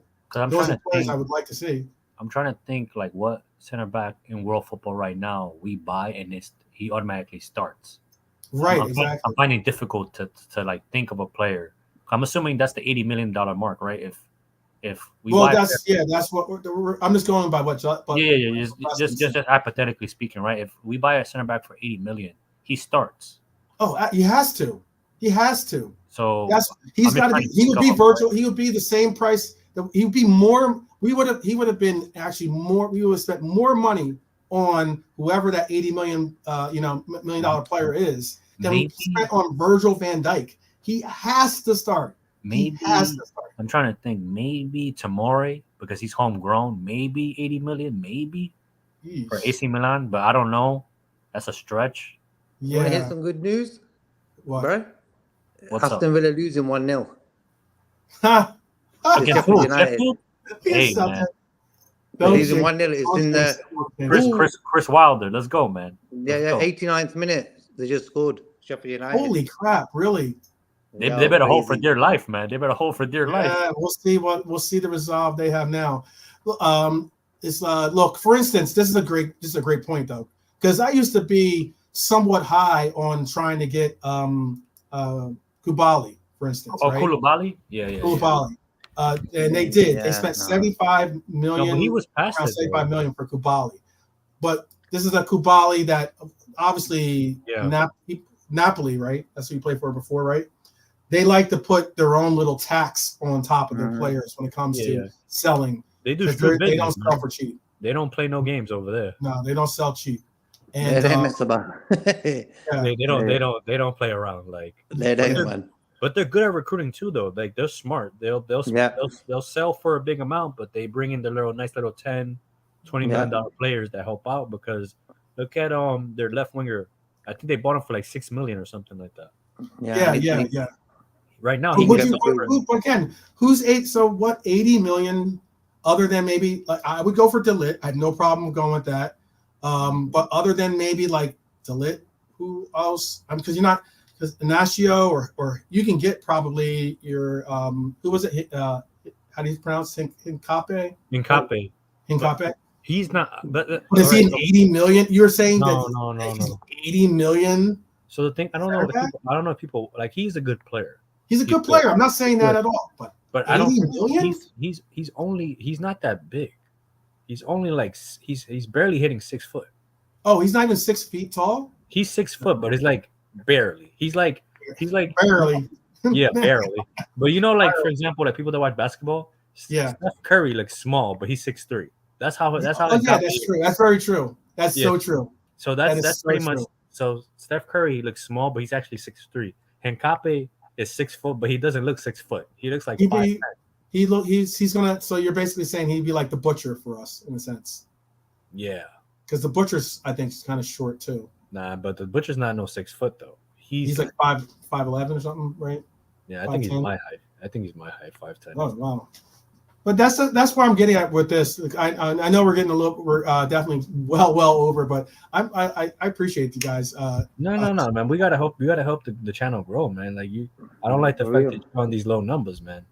Yeah. Hey, you know how it is. It's all good. It's all good. Conspiracy, man. Hopefully one day I'll start to pick up the pace and it'll be just for what it is. You know, it's not more so. I definitely am positive. I get it. I definitely defend a lot of our players. I get it. But at the same time, I enjoy having conversations with those that don't look at it the same perspective or don't have the same view. It's about having conversations and I'm not trying to insult people or have them in a mature manner. Yeah.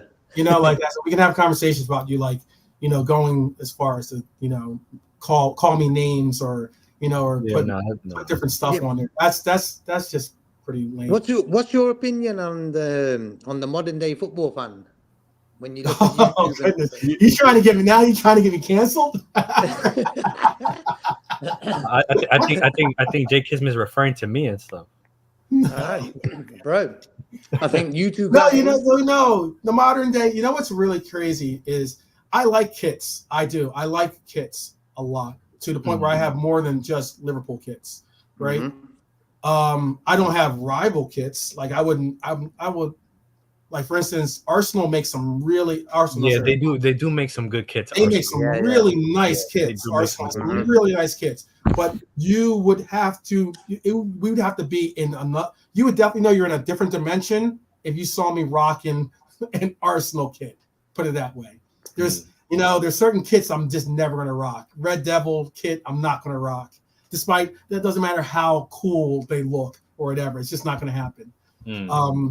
But there's a lot of different kits that I like to watch or like to rock that have no real connection to us at all. And what I think is the new modern football fan tend to like other teams. Sometimes some like other teams in their own league, which is weird. As in they support rival teams within their own league, which is kind of weird. It would be like saying I'm a Mets fan and saying I'm a Yankees fan at the same time, almost. Not supposed to. That's crazy. I would unfriend you if you said that. You know what I mean? You're not supposed to be doing that. Yeah. That's crazy. But sometimes with the new age fans, at least from my perspective, I've seen it is kind of weird. It's kind of weird to see. It's kind of weird to see Real Madrid people that like Liverpool and knowing our history in the Champions League that are supportive, for instance, of Real Madrid or supportive of Barcelona. Okay, I'm not saying. So let me.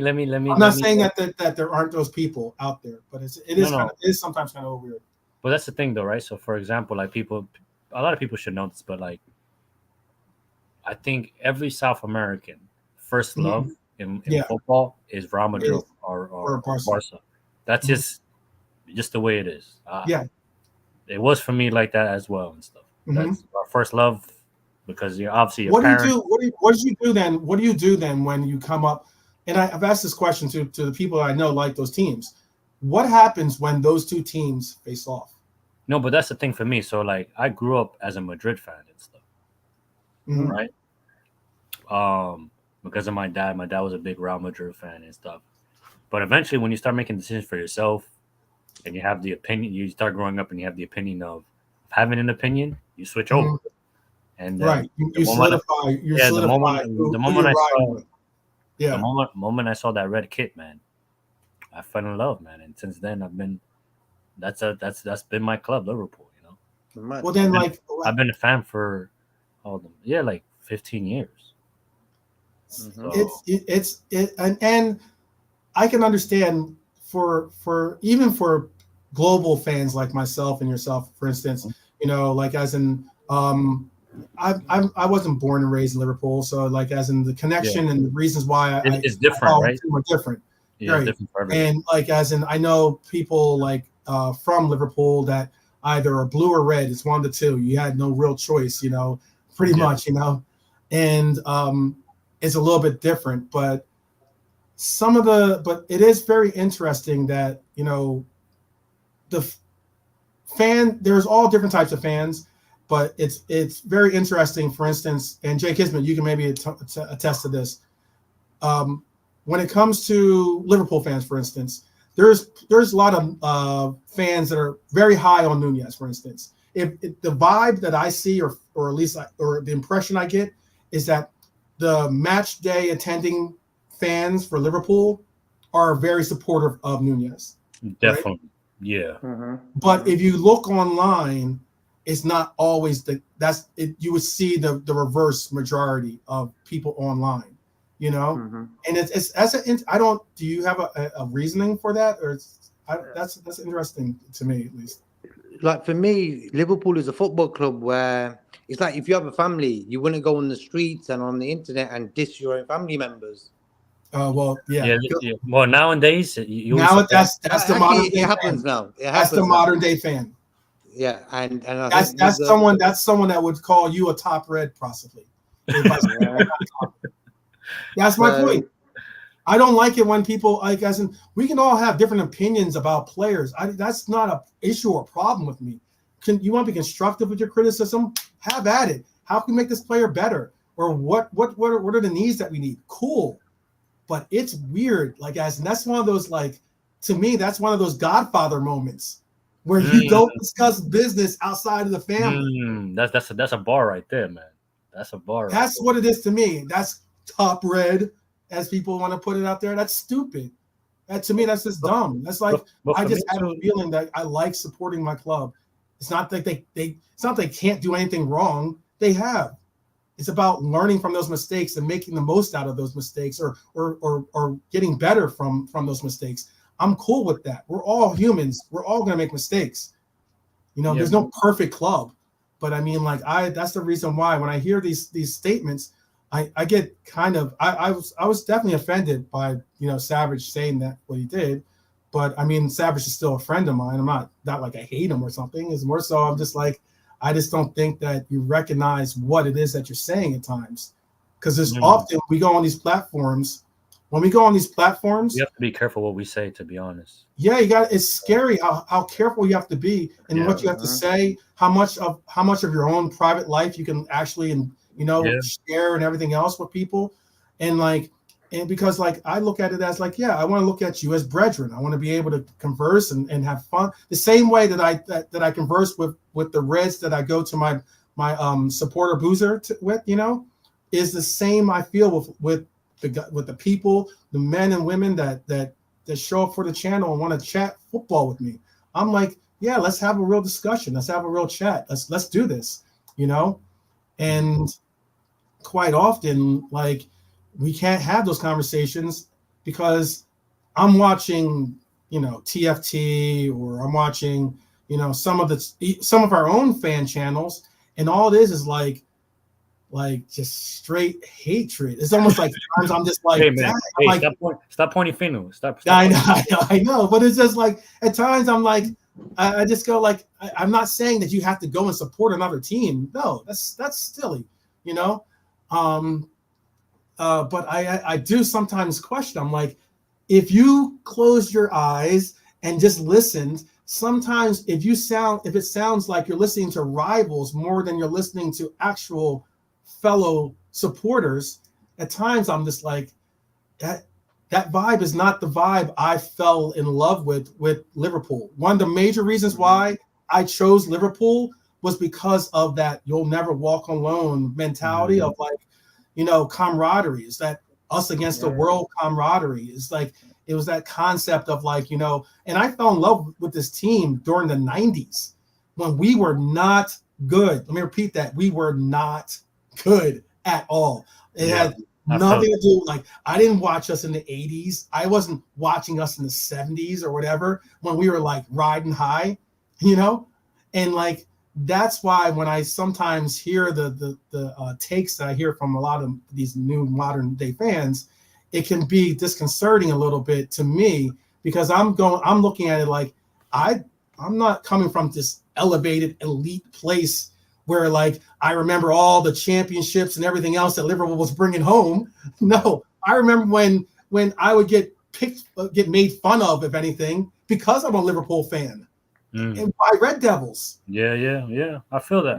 I feel that. And right now, especially, I've been placing emphasis on this when it comes to at times there's been moments where like I've had pity for Red Devils. I've seen a lot of Liverpool fans do this, I feel sorry for the Red Devils and what they're going through.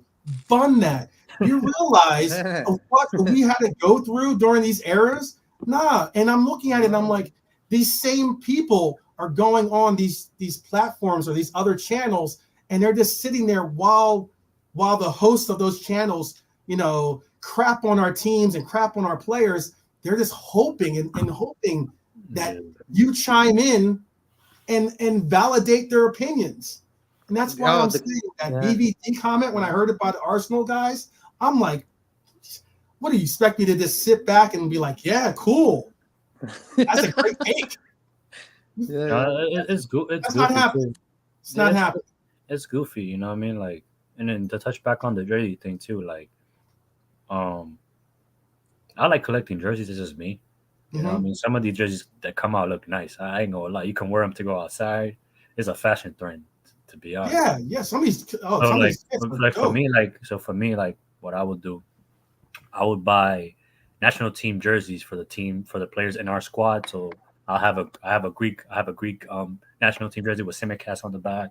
I'll have stuff like that. You know what I mean? But in regards to like buying club jerseys from other teams, I don't do that. I think I have a retro old Barcelona jersey with Ronaldinho in the back, but that's because Ronaldinho, for me, like I grew up on Ronaldinho. Like I fell in love with the game because of Ronaldinho. So I have that.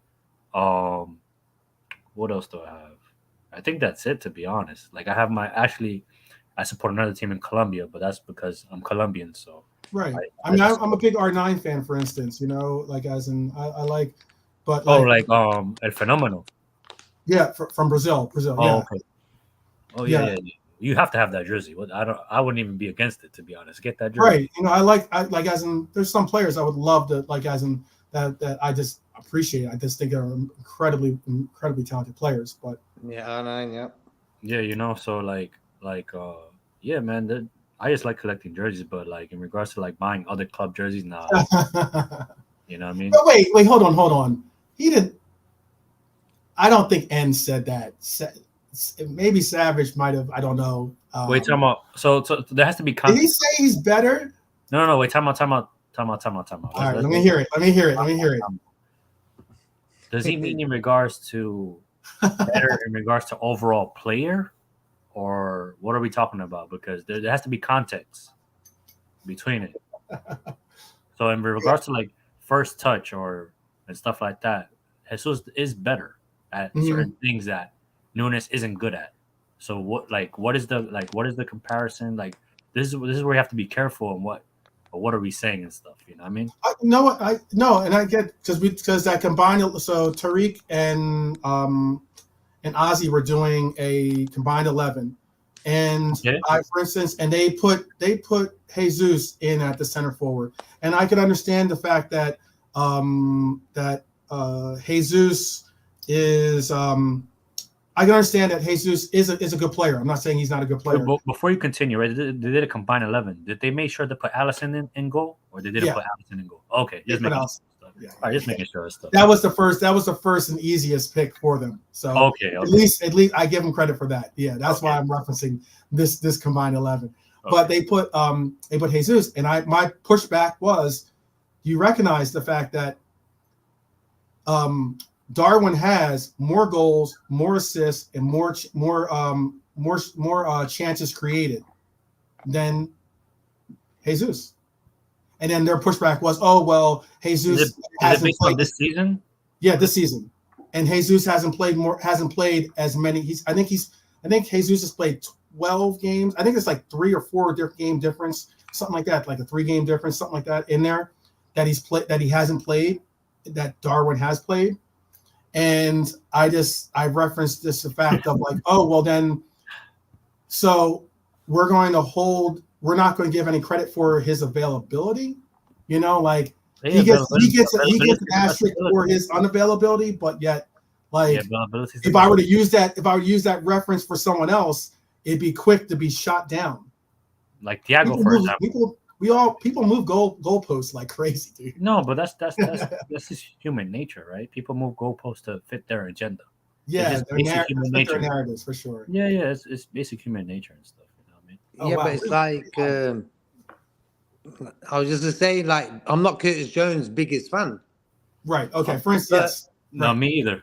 But I'm starting to grow. Let me hear it. It's starting to grow on me. But I never, like, you know, when people quote on here and stuff, I never dissed Curtis once. And what happened about 3 days ago, I seen this video of Curtis, Darwin, and Gapco in a car, and they were giving presents out in Liverpool. And the energy Gapco and Jones had, I was like, real nice guys, you know, like genuine. They wanted to give people presents and stuff like that. And I was like, you know what, Jones deserves a goal or two now, you know. And what happened the next day, he goes and scores 2. And I was like, man. And I think that's all we want Curtis to do: get the ball, do something with it, and push forward like Steven Gerrard used to, you know. And it's like, I don't feel that we need to put an agenda against the guy. He's from Liverpool. I want him to do well, you know. So for me, I just let him do the talking on the pitch. Yeah, no, and I agree with that completely. Like, that's why a lot of times I'm just like, you know what, you can find myself rooting for these players a lot more, because I'm like, look, I just want you to answer. I just want you to show it on the pitch. You know, obviously, showing it on the pitch, chances are we're more likely to get some type of result. You know, so, and I think I love Liverpool. Quote here is spot on. He says it's the league gunner model. Rage bait your own supporters with negative takes. There's a lot of that in a lot of the different spheres that we have. You know, but to be honest, I understand Chris might not like all the positivity. He likes a little bit of negative. No, but the best is that you're not rage baiting. You're not rage baiting. Well, what's the difference though? Just to understand and stuff. Like, for instance, he said he's like, for instance, our Gunnar Lee has said that Mo Salah is like, you know, not as good as he is, or what was it? I think Lee Gunner said some crazy take about Liverpool and about like. Oh, I know you're talking about. Danny Welbeck is better than Mo Salah. Yes. Okay. Okay. Yeah, I remember. I seen that shit on. How you can say that with a straight face? Yeah. How you can say that with a straight face? He's a better. And not tell me that's some rage bait, agenda driven garbage. But that's the thing, right? But that's the thing, right? And this is the thing. This is the unfortunate thing about YouTube, the algorithm. That's how you get your views. That's how you get That's how you get the subscribers. You have to like, at the end of the day, it's sad to say, but you have to be able to manipulate the algorithm, and that's just the way of doing it. Well, that's that's the reason why. There's a lot of clickbait. I have no issue. Like, as all three of us have differing opinions and views on different players, on different tactics used, you know, all these different things, and yet I haven't called you names. I haven't assaulted Jay Kismet or something like that. You know what I mean? Yeah. But it even gets deeper in the sense of just saying, like, I'm still interested to hear your takes. I'm still interested to work out why you feel that way and why I different or vice versa. Oh, but 12 man, we're all adults at the end. Like, we should be able to have a grown man. I know there's some forums that we're utilizing forums that, you know, 14-year-olds can do the same, can have the same outreach on. No, but there are as fans, right? But as human beings, right? There are certain players and certain subjects that hits home with certain players, so we get a bit more defensive than other people do, right? Yeah. So, for example, if I come here and talk about, hey, I would sell Jota and get Ivan Toney, it will trigger you because it has before and stuff, right? But we know we're just playing around and stuff, right? So, but I think certain fans, they don't understand that and stuff, and they take it too extreme to the left or too extreme to the right and stuff, and that's where it causes friction and stuff. You know what I mean? Well, you know what too, and I can say this too. Some fans, and that's why this comment is relevant by Base. Baseball says a Chelsea fan didn't know Chelsea's one pre-Abramovich league title was 1955. That's he great. thought That's a it was long time ago. 1965. Anyway, he was 10 years out with his guess, but that doesn't even matter. 1965 is still a long, long time ago. That's a long Right? time. I wasn't even thought of. I wasn't even thought of then. Right, and exactly, neither was I. So one year to remember as a Chelsea fan, and he couldn't even do it. And that's the thing about it is like a lot of you spoke about modern day fans, some modern day fans, not all. I'm not trying to make a broad generalization brush, but there are fans out there that think that the Premier League was the start of football in England. The Roy Keane. So a comment like Roy Keane said, okay, a comment like Roy Keane has more relevance or has more of a leg to stand on. And I thought his comment was stupid. He said basically, Jay Kisman, do you remember this comment by any chance too? And Bayesian and the chat too. Roy Keane was referencing Virgil van Dijk's comments about one team came here to win and one team came here to get a draw. But I didn't have. He said, wait, one second. So you know the main part of what triggered me was he called VVD arrogant, and he's got and that VVD should realize that out of the 30 years, Liverpool only have one Premier League title. And I'm like, where are we going with that, Rory? No, but like one, it'd be a different story if VVD was a part of the team for that 30-year stretch or something, and he's a result of, and he's like an active result as to why we don't have any titles in that range. Mm-hmm. But like I was just like, where are we going with this, Roy? But that's just a former player that has a lot of like chest when it comes. He understands the rivalry between. Yeah. So that's why I didn't have an issue with it, because there is a legit rivalry between Man United and Liverpool. It might not be a big rivalry now, but it's a thing, right? Mm-hmm. So Roy Keane saying it, obviously he comes from a place of sadness, of depression, of my team isn't as good as it used to be. And for a Liverpool fan, during his time, Liverpool weren't in their peak of powers when Roy Keane was there. So for a Liverpool player to come out and say that, it probably hit him home. So he said something crazy. Yeah, it makes him sound arrogant. It makes him saying that comment made him sound more arrogant. Made him sound like Red for Life says, a bitter old man. That's what it made. Yeah, so I don't have a problem with it, because at the end it's rivalry talk. Like it's rivalry talking. Like at the end of the day, it is what it is. Either you have tough skin or you don't have tough skin. It is. Yeah, what it is. You know what I mean? So I don't have no problem with it. You know what I mean? Like I don't think he was like disrespectful. I didn't think he was.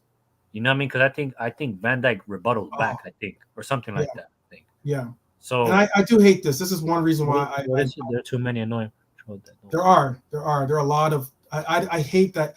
You know how many times because people see especially if I'm not on the camera and they're just seeing me in the chat, they'll say things that I find just deplorable about like Scousers, about bin dippers and stuff like that, and blah blah blah. I'm like, oh, you don't understand, man.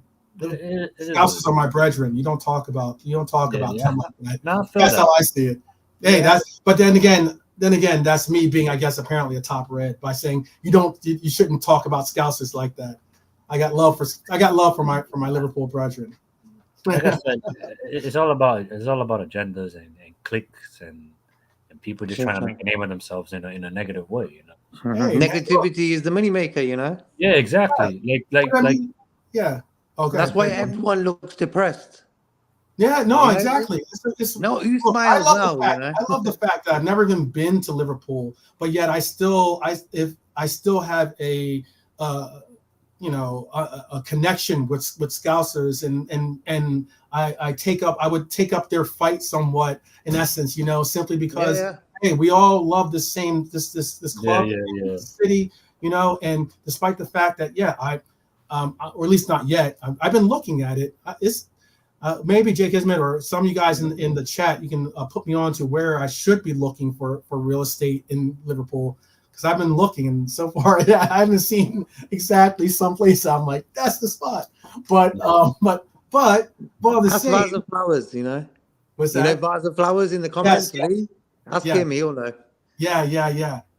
maybe Vase of Flowers can tell me what area of the city I should look to try to buy, because I have been looking for.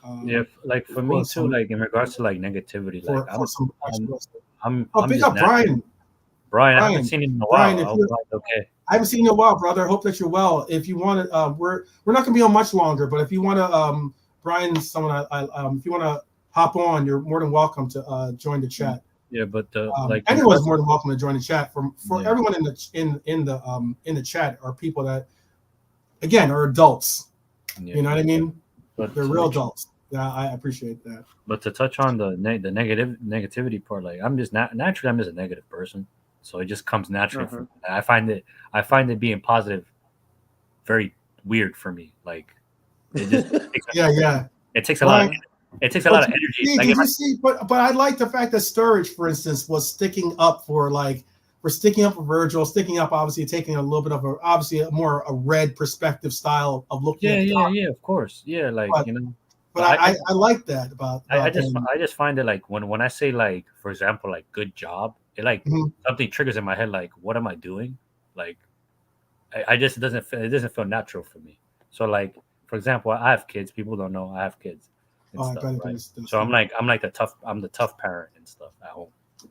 But I see it like this: like if you're in a house fire and you need to get out, it's better to be positive to save your house, And that's how, like you say, like naturally you're different. You're like, but for me, I'm naturally positive type of guy. Okay.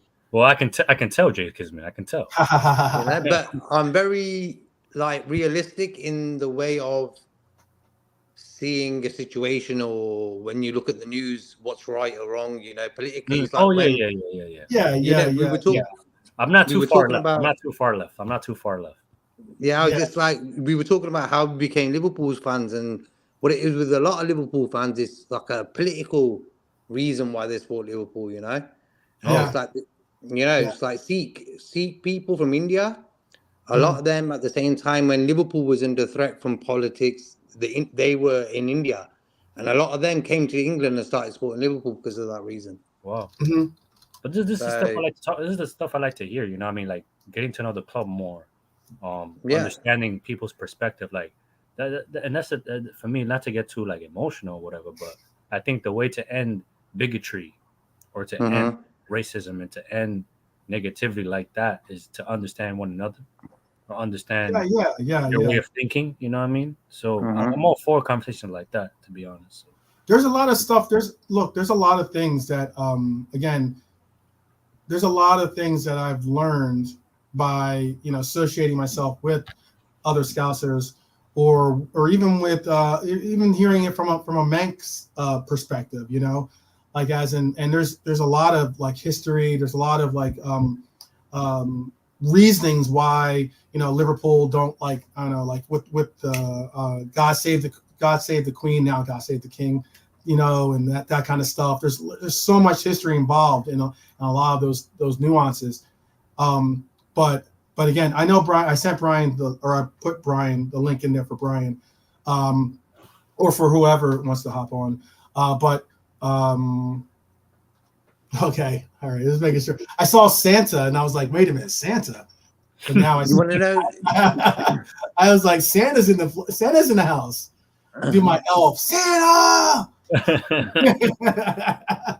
Yeah. Do you want to know the Aston Villa result? No, don't tell me. Don't tell me. No. I'm gonna look it up. Don't tell me. No spoilers. No spoilers if you can. Big up to Brian and aka Santa in the house. How you doing, Brian? What's up? What's up, man? So yeah, I got your I read your comment out. You said that, and I get it. It is Roy doing Roy. You know what I mean? But did you? I know, and you didn't take issue with it. I guess that's what you're primarily saying. You said you didn't let it take too much of an issue with you, right? What? No, man. Have you seen what these guys are doing? Look, Sky Sports turned into TikTok about 2 years ago. Mm-hmm. Okay, all they want is one-liners and stuff they can clip up and put on the media, and it's like any Man United fan sitting down in the pub can wind up any Liverpool fan, because Roy Keane is one of the most successful players ever to play, and he can put his medals on the table and he can do it all, and it's all just a wind up. Man, I've been in Roy Keane's company, and I can tell you that guy knows how to play a character. He is playing a character. That's what they want from Roy. So you say stuff, it's just rivalry, it's just banter. We need to be able to understand sometimes this stuff is just banter. Don't take it so seriously. Don't let it cut you to the bone.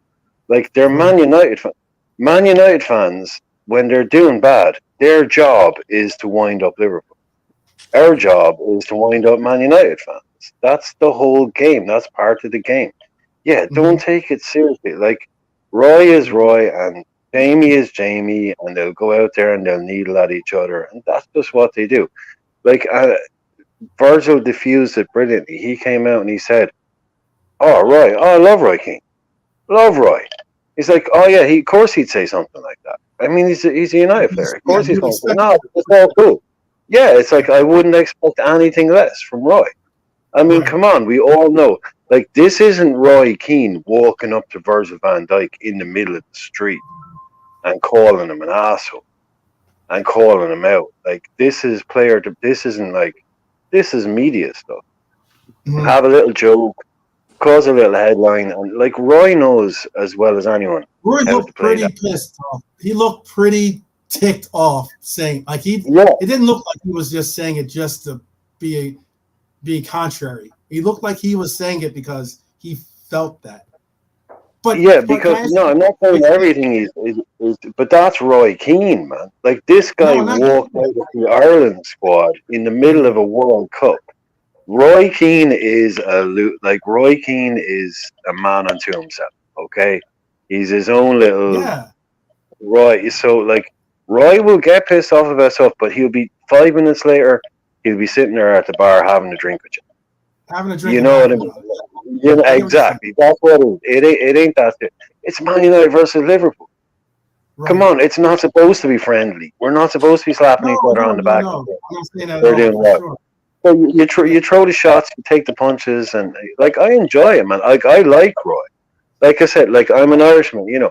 Like, even though, like, for me to be able to say, look, one of the best ever Man United players and all that is a guy that I love, that shows you how good a footballer he was. This guy was an unbelievable player. So again, that's kind of the more what comes to me. You know, I just laugh it off with Roy, and he'll go on a podcast, he'll say some stuff, but that's just, look, it's just like, right, you have the same guys in American football, probably John, like, those guys that are notorious for, they'll just go on a show and they'll throw a few shots, and, you know, they'll wind up a few players, but everyone knows, like, it's all just banter at the end of the day. Like, if Gary Neville said it, different story. It's just, you know, exactly. I just know you're right about your Sky Sports comment. You know, I don't necessarily think I'll be on Sky Sports anytime soon. Who knows, though? But I mean, realistically, you know, you're right. Sky Sports is they're reaching out and they're reaching out and making a more concerted effort to have a presence in YouTube, into these socials, you know, social environments like YouTube or TikTok and such, you know. And some of the people, Roy Keane was not using YouTube, much less TikTok at any time. You know what I mean? So it's not like he's trying to, like, say, oh, this is the vehicle that's going to, like, revitalize me. But Sky Sport knows that he's going to give comments that are definitely going to bring him. Sky pay him the big money, so he knows how to get clicks and get views by his comments. I just thought that, like, when he said that, I think nothing Virgil said to me, one, was arrogant. Two, I thought nothing that Virgil said was not fact. It was more so that when he went to the arrogant, I'll listen to your opinion. I just want to land here and say it was more so for me when I heard Roy Keane say arrogant. It was like, one, I was like, who hurt you? You know, but two, it was like one of those situations where I was like, oh wow, this is how far down Red Devils are. Like, it's so far down that us saying what it is, which is like one team came in and played for a draw as if it was a win, and another team was really fighting to try to get a win because that's what they expected, but yet a draw was like a loss. It just, to me, it felt like he was deflecting rather than really focusing on the fact that what Virgil said was true. Like, as a Red Devil, I know he's like it's almost like he's accepting his mediocrity almost. That's what it felt for me. That's what I want my boys to do for me. If I'm a United fan, I want my guys out there going to Anfield and going to war. And I want Roy Keane doing it. And even if it makes no sense, even if what he's saying isn't true, I want Jamie Carragher going to Old Trafford and telling them they're the worst team on the planet, even if they've beaten us 7-0. That's what I want. I want that kind of unhinged tribalism. That's what Roy Keane knows, that's what his fans expect. It's performative. Absolutely. It's performative. It's all performative. I give you that for sure. It's performative. So if the two of the guys are sitting down in the pub afterwards, they'll have a different story. Yeah, I'll finish up there. I'll let Chris go.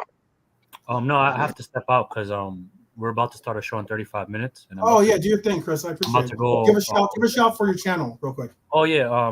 If anyone wants to tune in 35 minutes, there's gonna be I'm not going 4 hours. A preview show with Gunnar Lee and stuff is coming on. We're gonna okay. A combine. Hey, I want to see the same energy. If anyone wants to come on, I want you to be the Roy Keane, just as Brian was saying. I want you to do some Roy Keane tactics. No, do it. Yeah. So Beijing's Press TV. If you want to come on and just show some love, I would appreciate that. But I hope to see all you guys soon. And bless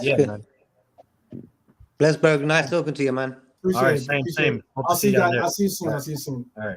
So wait, let's just get a word from Jordan real quick. I know Jordan hasn't had a chance to say something, and then we'll kind of let's go around the horn again. We'll go Jay Kismet, then to Brian, and then to Jordan once again, to kind of get some last comments, because I just realized it's almost 3 hours, 3.5 hours. This is like a marathon. Really good show, man. Yeah. Jordan, how are you doing, man?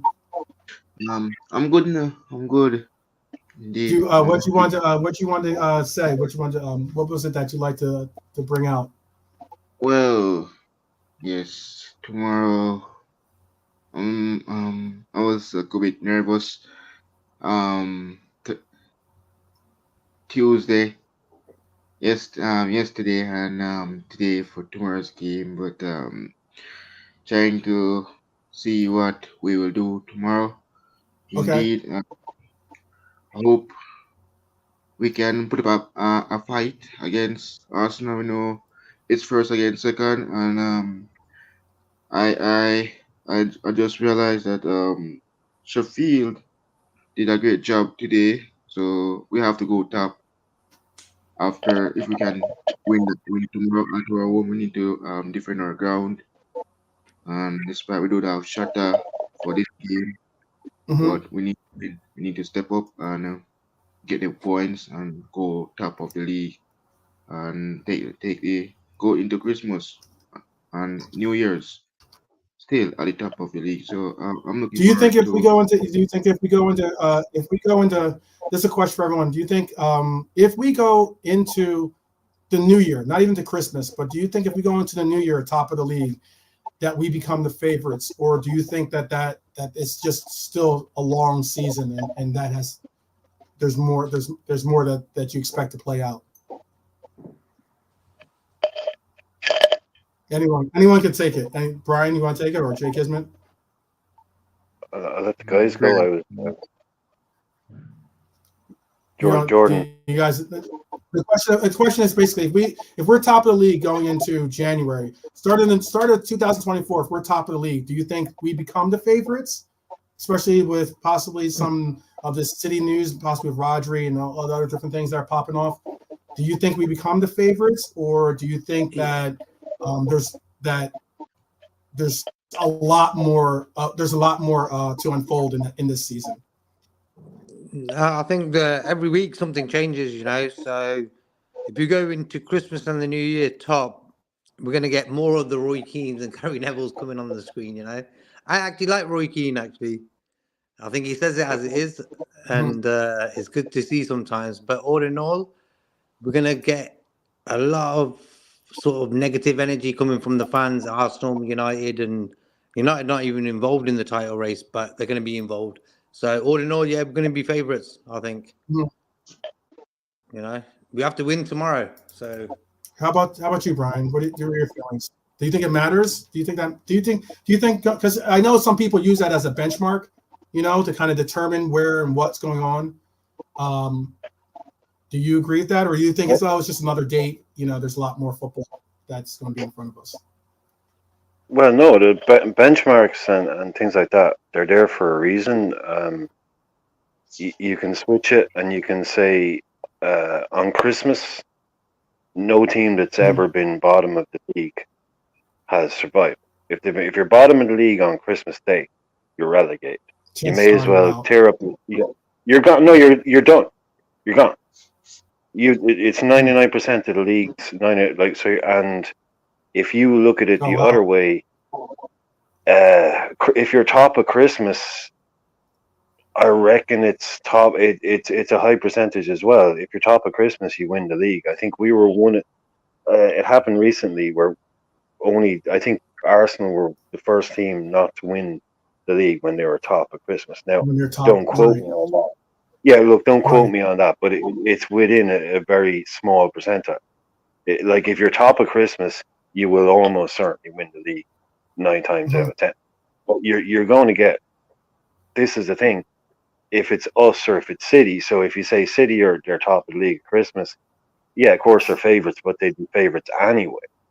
Whereas if we're top of the league at Christmas, you have to kind of make it fit more. As Liverpool fans, we have to try and make it work a bit more for ourselves. Right. Go, yeah, no, okay, we should be favourites. Yeah, no, we should be. Historically, keep doing what we're doing. And like you said, I said it at the start of the season, they've lost Mahrez, they've lost Kevin De Bruyne, they've lost Gundogan. 3 of the most clutch. You want to look, open the dictionary and look at clutch. Look at clutch and you will see Gundogan. You'll see Kevin De Bruyne. You'll see Mahrez. Yeah. These are boys who turn it on when it needs to be turned on, and you replace them with Doku, Alvarez, Grealish, small players who might be that in time, but not yet. So this is, like I said at the start of the season, Kevin De Bruyne, as far as I'm concerned, with those injuries, he's kind of broken. He's 32. He's not 22. He's coming back off a big injury at a later stage in his career. They're putting a lot of pressure on him for someone just like you're saying, coming back from an injury that's at his age. That this isn't the first injury that he's gone through. He broke down in the Champions League semi-final. Yeah, he broke down in the Champions League semi-final. He broke down in the Champions League final. He was not fit, and they were playing him in these games. He had to be taken off in both of them. Right. This isn't. I said at the start of this season, I don't rate Arsenal. So this, if this is an in-between city, if this is a transition city, we need to be there to take it. We need to be there. Yeah, 100%, man, 100%. Because we have the tools. I said it, like all these Arsenal fans acting like they can teach Liverpool something about going toe to toe with City. Like they're acting like they can teach us something because they had like 5 minutes in the sun last season. Yeah, we wrote the book. No, dude, we wrote the book on how to go toe to toe with City and beat them, and also win a Champions League. What have Arsenal won? At their best, at 99 points, 98 points, 100 points type of crap.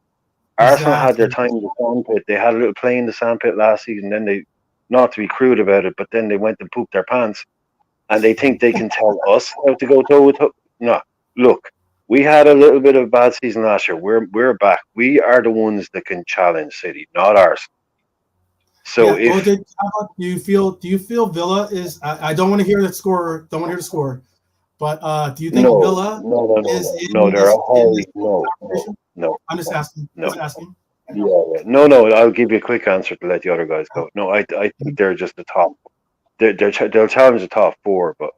Okay. No, they're a top 4 challenger, not a. And it's great to see it. It's brilliant to see it. Brilliant to see it. But, yeah. Jay Kismet, do you agree with that? Yeah. All in all, I think we're more favourites than Villa and Arsenal. It just depends on injuries and stuff like that. But I think Villa are like the new Leicester. Oh, okay. Okay. So if they carry on doing what they're doing, if they get top 4, that'd be like a good season for them guys. So right. Oh, well, you know what? Oh no, I'll allow for you to finish. I'm sorry. Go ahead. No, I'll just say Man City. They're behind, but never count them out. You know. You can't count City out for sure. You can't count them out. You know. So I think. Because they can play spoilers, certainly. If anything, they can play certain spoilers. Yeah, so that's how But I was going to ask, I was going to say, you know what? And this is something, Brian, this is something that you might share in his opinion, and Jake has in the chat as well. I always look at it as I want my team to say I'm a title contender, not a top 4 contender. And I think sometimes when people say that we're a top 4 contender, that's not the target that I have on my radar at least. Do you agree with that? Do you think that pretty much for Liverpool especially, that should be what our pursuits are? Or do you think because I think to say Villa is fighting for top 4, that's almost the same as if they're fighting for the title in their minds, in a sense. That bar is that high for them, for instance. In agreement with that, or is that too much of looking too much into it? Well, it is too much. Yeah. Sorry. Go ahead, Jay. Go ahead. No, I was just going to say, it's like in life, what's the point of doing something if you don't want to reach the top or win something, you know? As a footballer, you're like tomorrow when all the guys get up, Virgil, Trent and everyone, their first thinking is, we're going to beat Arsenal today, you know? And you need that in a player. You know, also, I think Arsenal are the taking parters, you know, they only take part. They don't really actually do anything. If you know what I mean. They did back in the days with Wenger and Ian Wright and stuff like that. They won a few league titles and that. But all in all, I don't really fear Arsenal, you know. That's the way it is.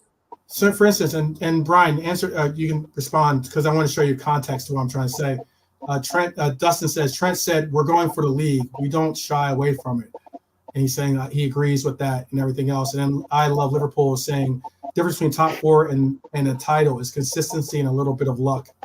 And then this is another one. But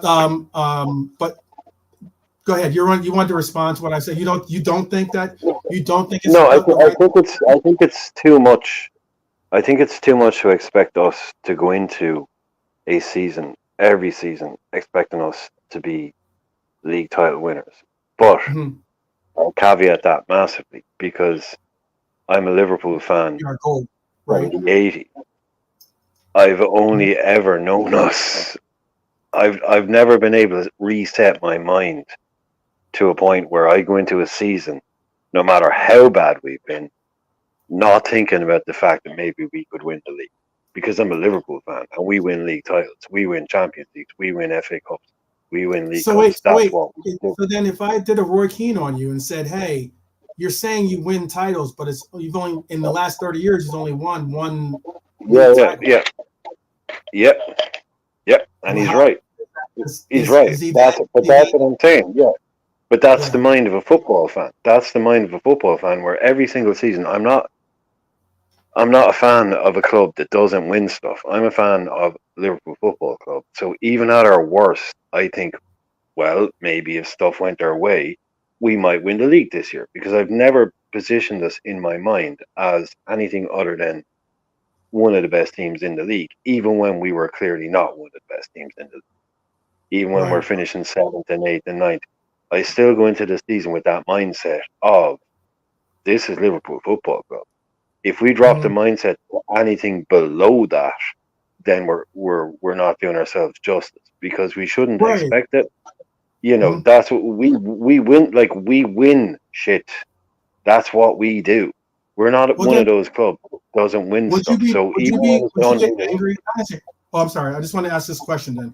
Would you be angry, but would you be disappointed or even upset, I guess, or however you want to reference that, in that if someone were to say, I'm going into the season hoping we get top 4, as opposed to saying I'm hoping that we can compete for the title, like as in seeing where their targets are, even if it's realistic, like you said, or not. Not even depend on whatever our last year was or whatever. You go into the season saying we should win titles, we should be competing, we should be competing. If someone's lowering that standard, saying they just want to get the top 4, is that an issue? Do you think? No, not to the point where you sound like an idiot, where you're thinking, this realistic, this team should win stuff. But it's Liverpool. It's like, okay, the best I'll give you is second, because obviously there's this one other team that's better than us, right? It'll be the biggest, bestest team in the league that year. City, Manchester United, Arsenal, whatever it is. And I'll say, right, okay, I'm not going to be an idiot and say we're better than them. But, okay, we could finish second. But you just have to kind of go, and then I'll be disappointed. And then hopefully next year we'll both be better players and win the league, because that's what we do.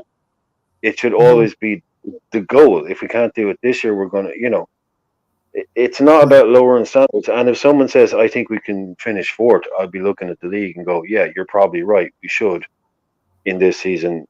If we look at all the, the realities of it, we'd be doing well. Yeah. Then I was just asking.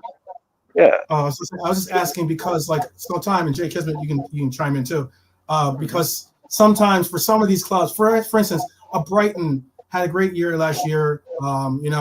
There was like very optimistic concepts of what they could possibly do the next year, and I don't think that a Brighton fan would be like, "Oh, we're going to compete for the title," but they would possibly say, "We want to compete for making top 4."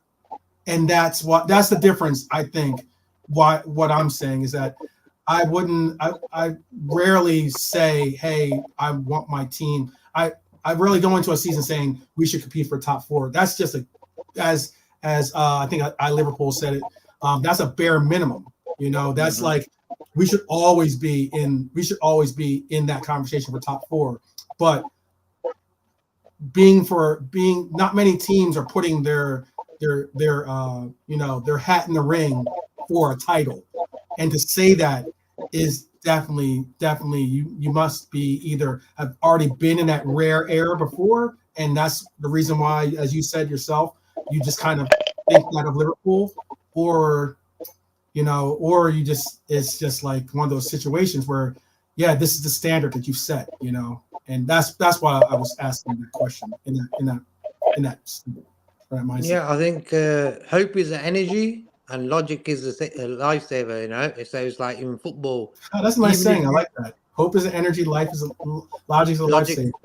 Yeah, and I think as Liverpool fans, when we were losing 3-0 to AC Milan, the hope got us that win at half time. Right. If we get the first goal, okay, something could happen. And we got that first goal, and it was Gerrard who was the hope driver. And that's what football is. It's the energy, and sometimes it does crazy stuff, So that's why we love football, you know what I mean? Yeah. Have you heard anything about the Rodri thing, by the way? No, but what I will do here is I will be the big, dirty, mucky boot of realism into all of this. Unfortunately, and people don't want to hear this.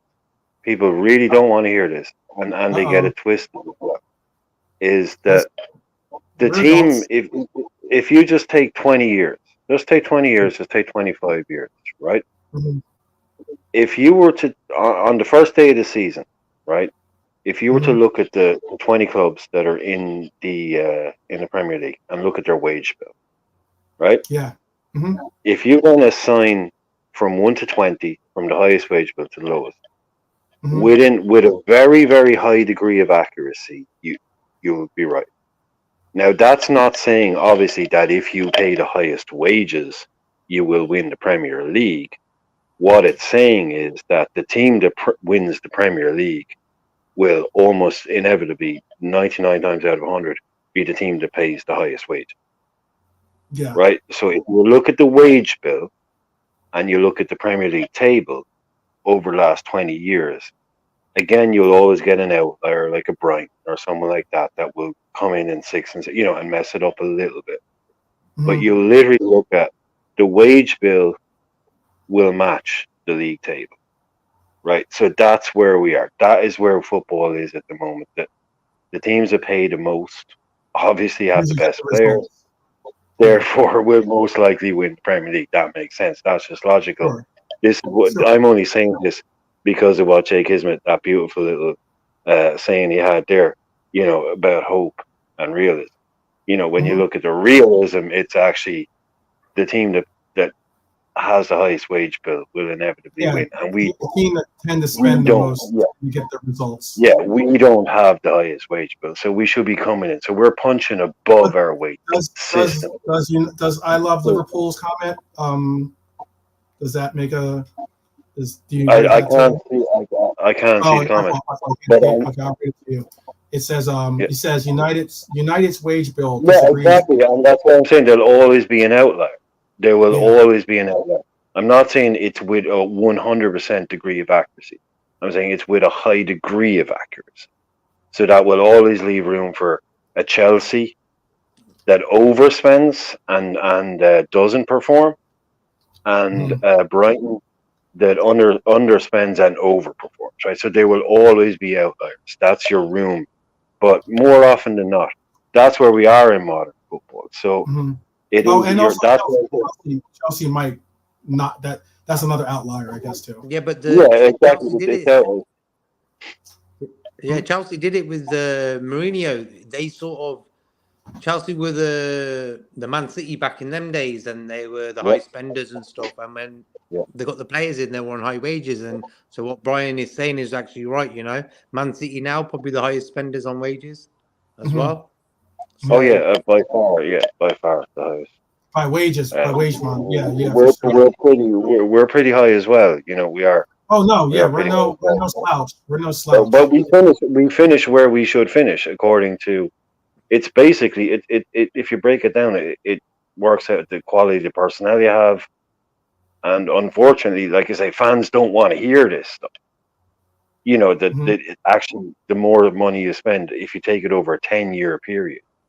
Not just a 1-year period. If you take a proper bank of data and use it and look at it properly, unfortunately, as much as we'd all love to think otherwise, the teams that spend the most money win the most trophies.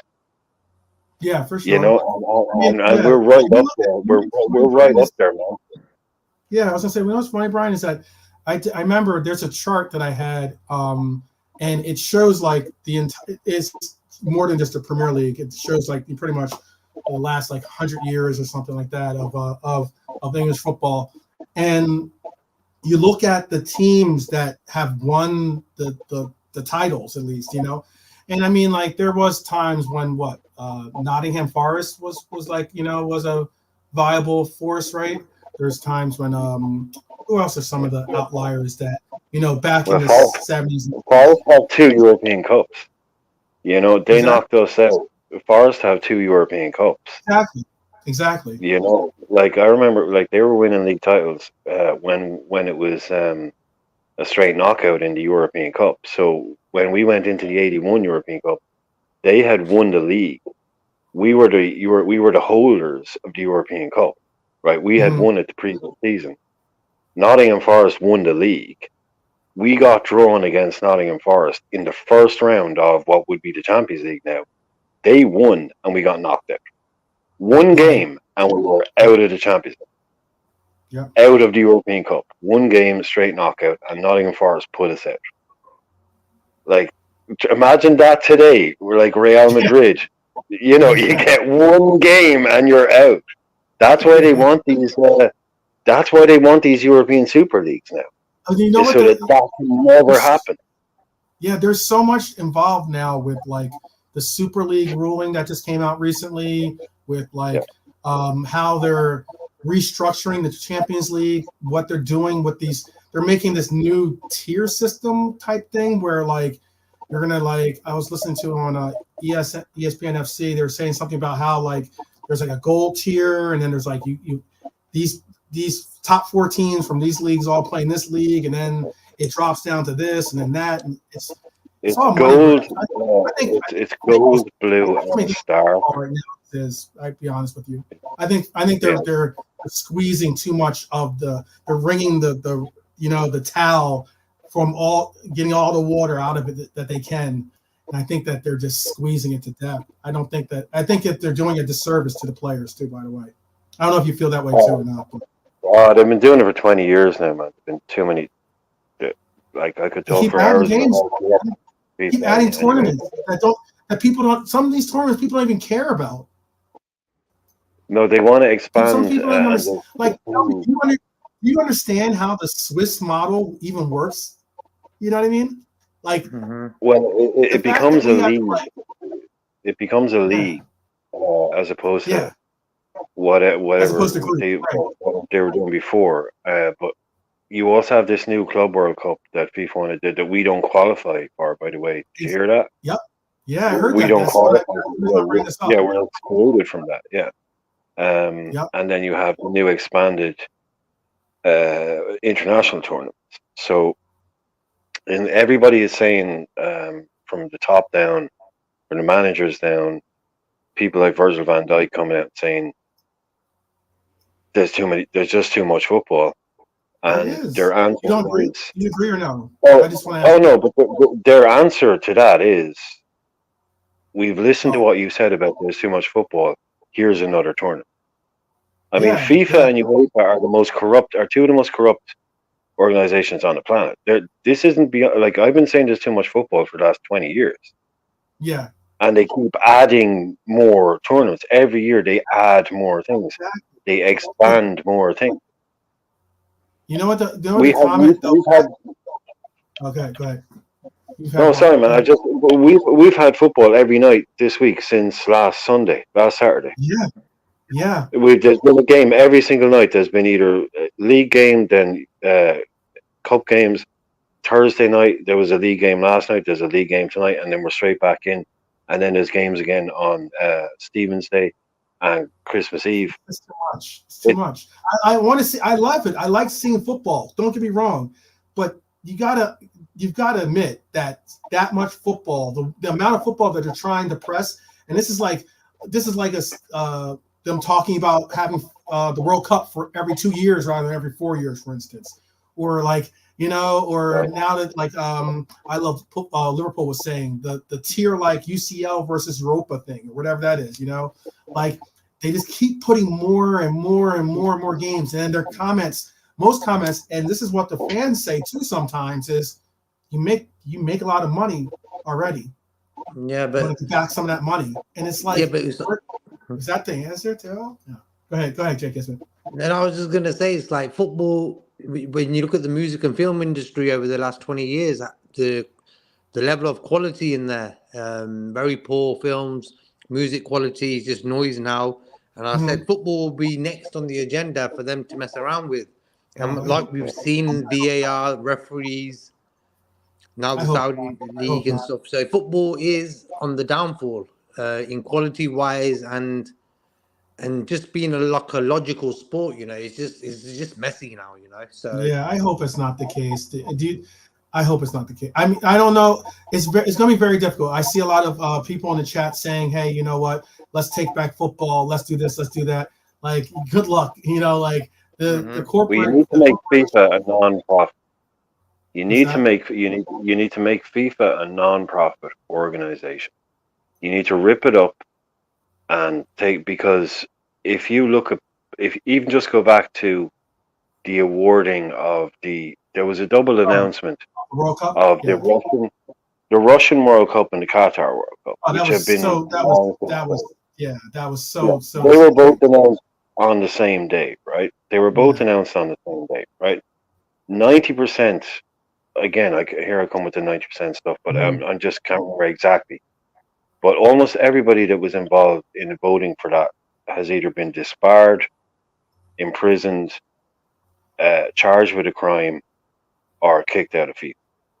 Right? That's just facts. There's videos out there you can look up how these countries won these World Cups. They're all voted for by corrupt people that are now in prison. Oh, absolutely. Yeah. The guy from turning tricks for the FBI. Turning tricks for the FBI. That guy Wagner, the guy with the bushy hair, the American dude that was involved in CONCACAF. I think these guys are all brought down by the FBI. Right? The guy you're talking about, the heavier Big set guy. time. I think he just passed away actually too. Yeah, these guys. It took until nobody in Europe was going to do anything about it. It took until the FBI got involved to take them down. But that just shows you how corrupt these. Anyway, this could take out. You could talk about this for days. What they're doing. They don't care about football. They don't care about football. They care about money. People that have never been involved in football at the levels or the concepts that we have been as fans or as or people that played the game as youngsters. That kind of concept. Do you think Gianni Infantino has ever played five-a-side football? Yeah. I mean, come on. This guy wouldn't know what to do with a football if you pass it to him over 5 yards. Come on. I mean, these guys are ruining. Sepp was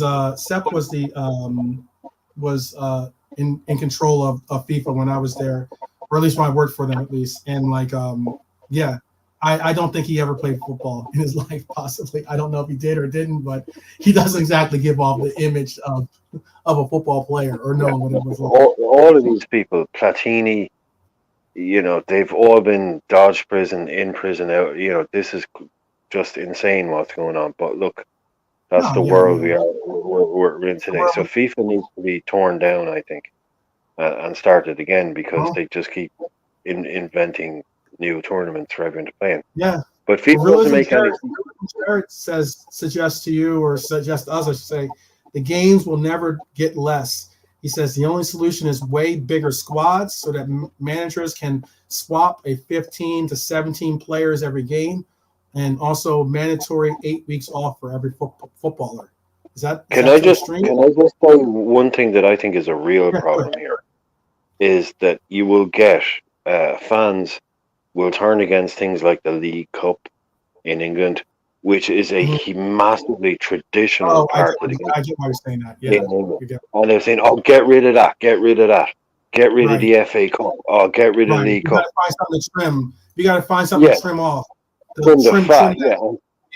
Trim that fat. Exactly. Stuff that's been there for 80, 100 years. Some of those integral competitions in the game. And people are like, "Oh, get rid of this, get rid of that," just so you can play some crappy game in Abu Dhabi and Saudi Arabia and Yokohama in some new Club World Cup crap. "Oh, get rid of the League Cup." One of the best competitions in football. A brilliant competition. Right. Absolutely brilliant. Like some of our legacy is built on how people all get rid of the League Cup. A Liverpool fan will say that, but then point out to them that we're the record holders. We're the record holder of it. Yeah. And how proud they are about that. Now do you want to get rid of it? Yeah, do you want to get rid of it now? You want to scrap that now? Nah, you don't. Don't let FIFA do you over by trying to get rid of the legacy the heritage of the game. That's a well-put statement. That's a well-put statement, Brian. I like that. I'm telling you, man, I can't stand these boys. They're poison. Yeah, that's a well-placed statement. I like it. Jay Kismet, do you have anything you want to say before we end the stream? Because I'm coming up on that 4-hour mark. I gotta let this dog out. It's not my dog. Show, I can hear the dog yapping though a little bit in the background. Okay, I'm just saying, football has been going the wrong way for a long time, and instead of the quality getting better, it's getting worse, and they're getting paid more. So that says it all. You know what I'm saying? I think they would get rid of the League Cup before the FA Cup. By the way, if they were making choices, it would probably be League Cup then FA Cup. Oh, that will go first if they did. Yeah, that'd be it. Yeah. I think they'll do League Cup if they were, just hypothetically, if they weren't taking, they would probably choose League Cup over FA Cup. But go ahead. What were you saying, Jake Kismet? Yeah, just saying, but with the way football is going at the moment, it's in the fans' hands with the social media and everything to actually make it get better, actually complain about the real issues of the game, not about if Darwin Núñez is going to score, Right. I think there's always a time to talk about certain subjects, but the bigger picture being, where is football heading?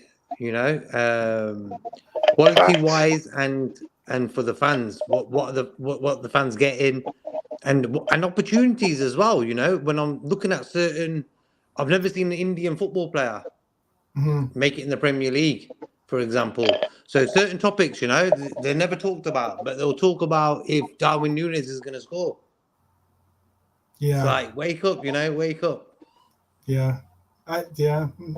There are a lot of issues. I know a lot of people don't want to necessarily. They might criticize us for in essence making this political or not. Oh, I'm sorry. The dog it's starting to. Okay, it's bro, raining here. we can wrap It it up, really man, rains no in Arizona, and it's raining. It's raining here, so that's I can hear the dog barking. But yeah. All right. I would love to talk about more and more. Thank you, Jake Kismet. Thank you, Brian, for both hopping on. You know, thank you to Bayesian Reds TV's Bayesian Angel. Thank you to Jordan for popping on. Thanks for all the chat people in the chat. Yeah. But before this dog takes me out at the knees, or actually ankles, because it's a little dog. So I appreciate you guys. Definitely. I enjoyed the conversation. These conversations should happen more often, honestly. For sure. Can I just second something Jake Kismet said there, because he touched on it. I'll do it really quick.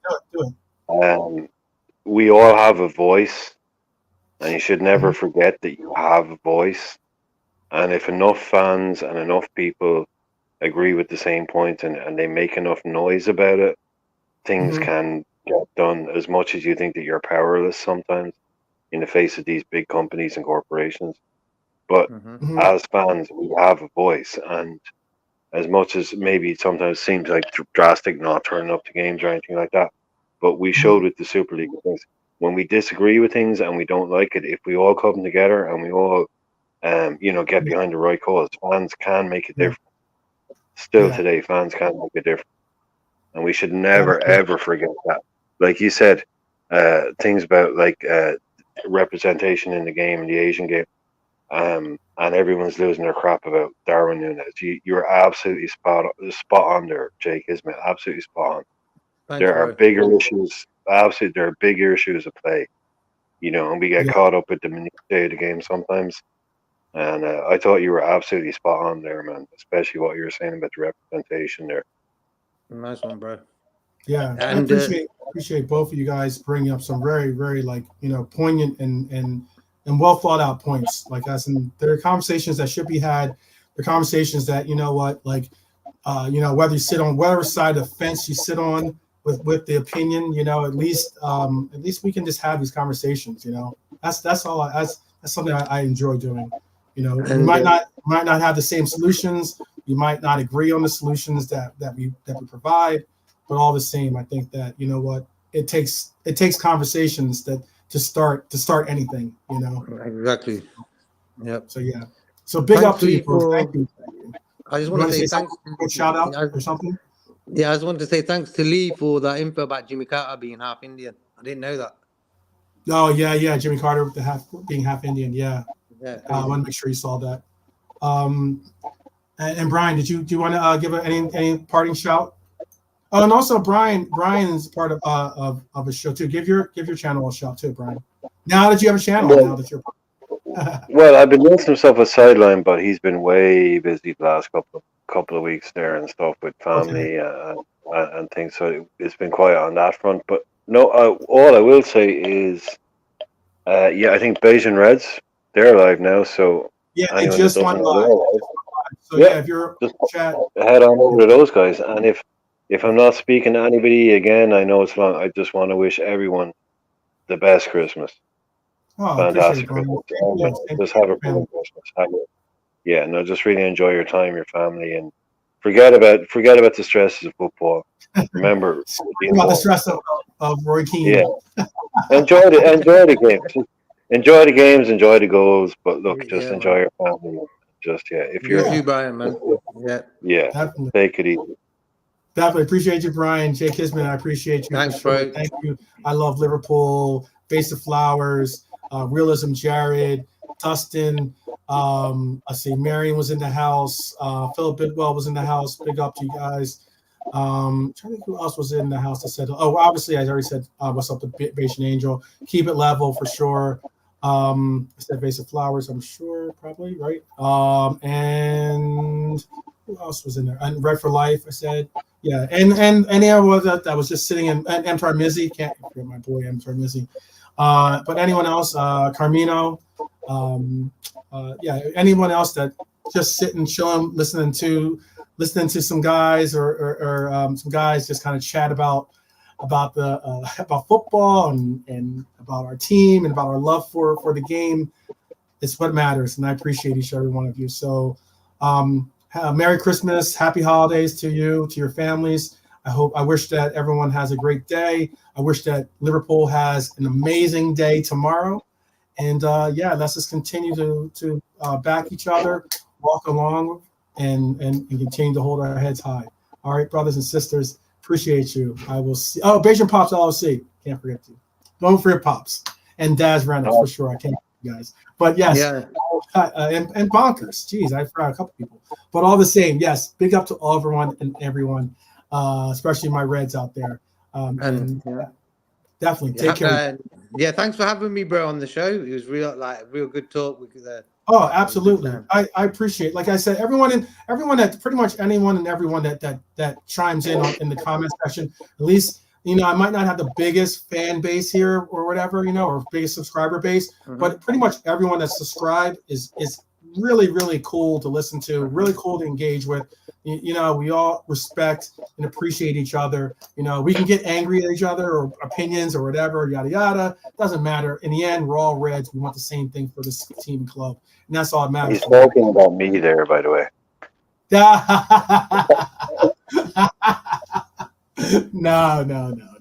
No, Jake Kisner is cool, man. I've seen you in the comments for a long time, but I've never been talking to you before. So I don't think we have. No, we've never talked, but it's good to talk to you, Brian, bro. Yeah, Nice. yeah. Okay. Yeah, no, I've seen you in the comments for a long time. But, long time.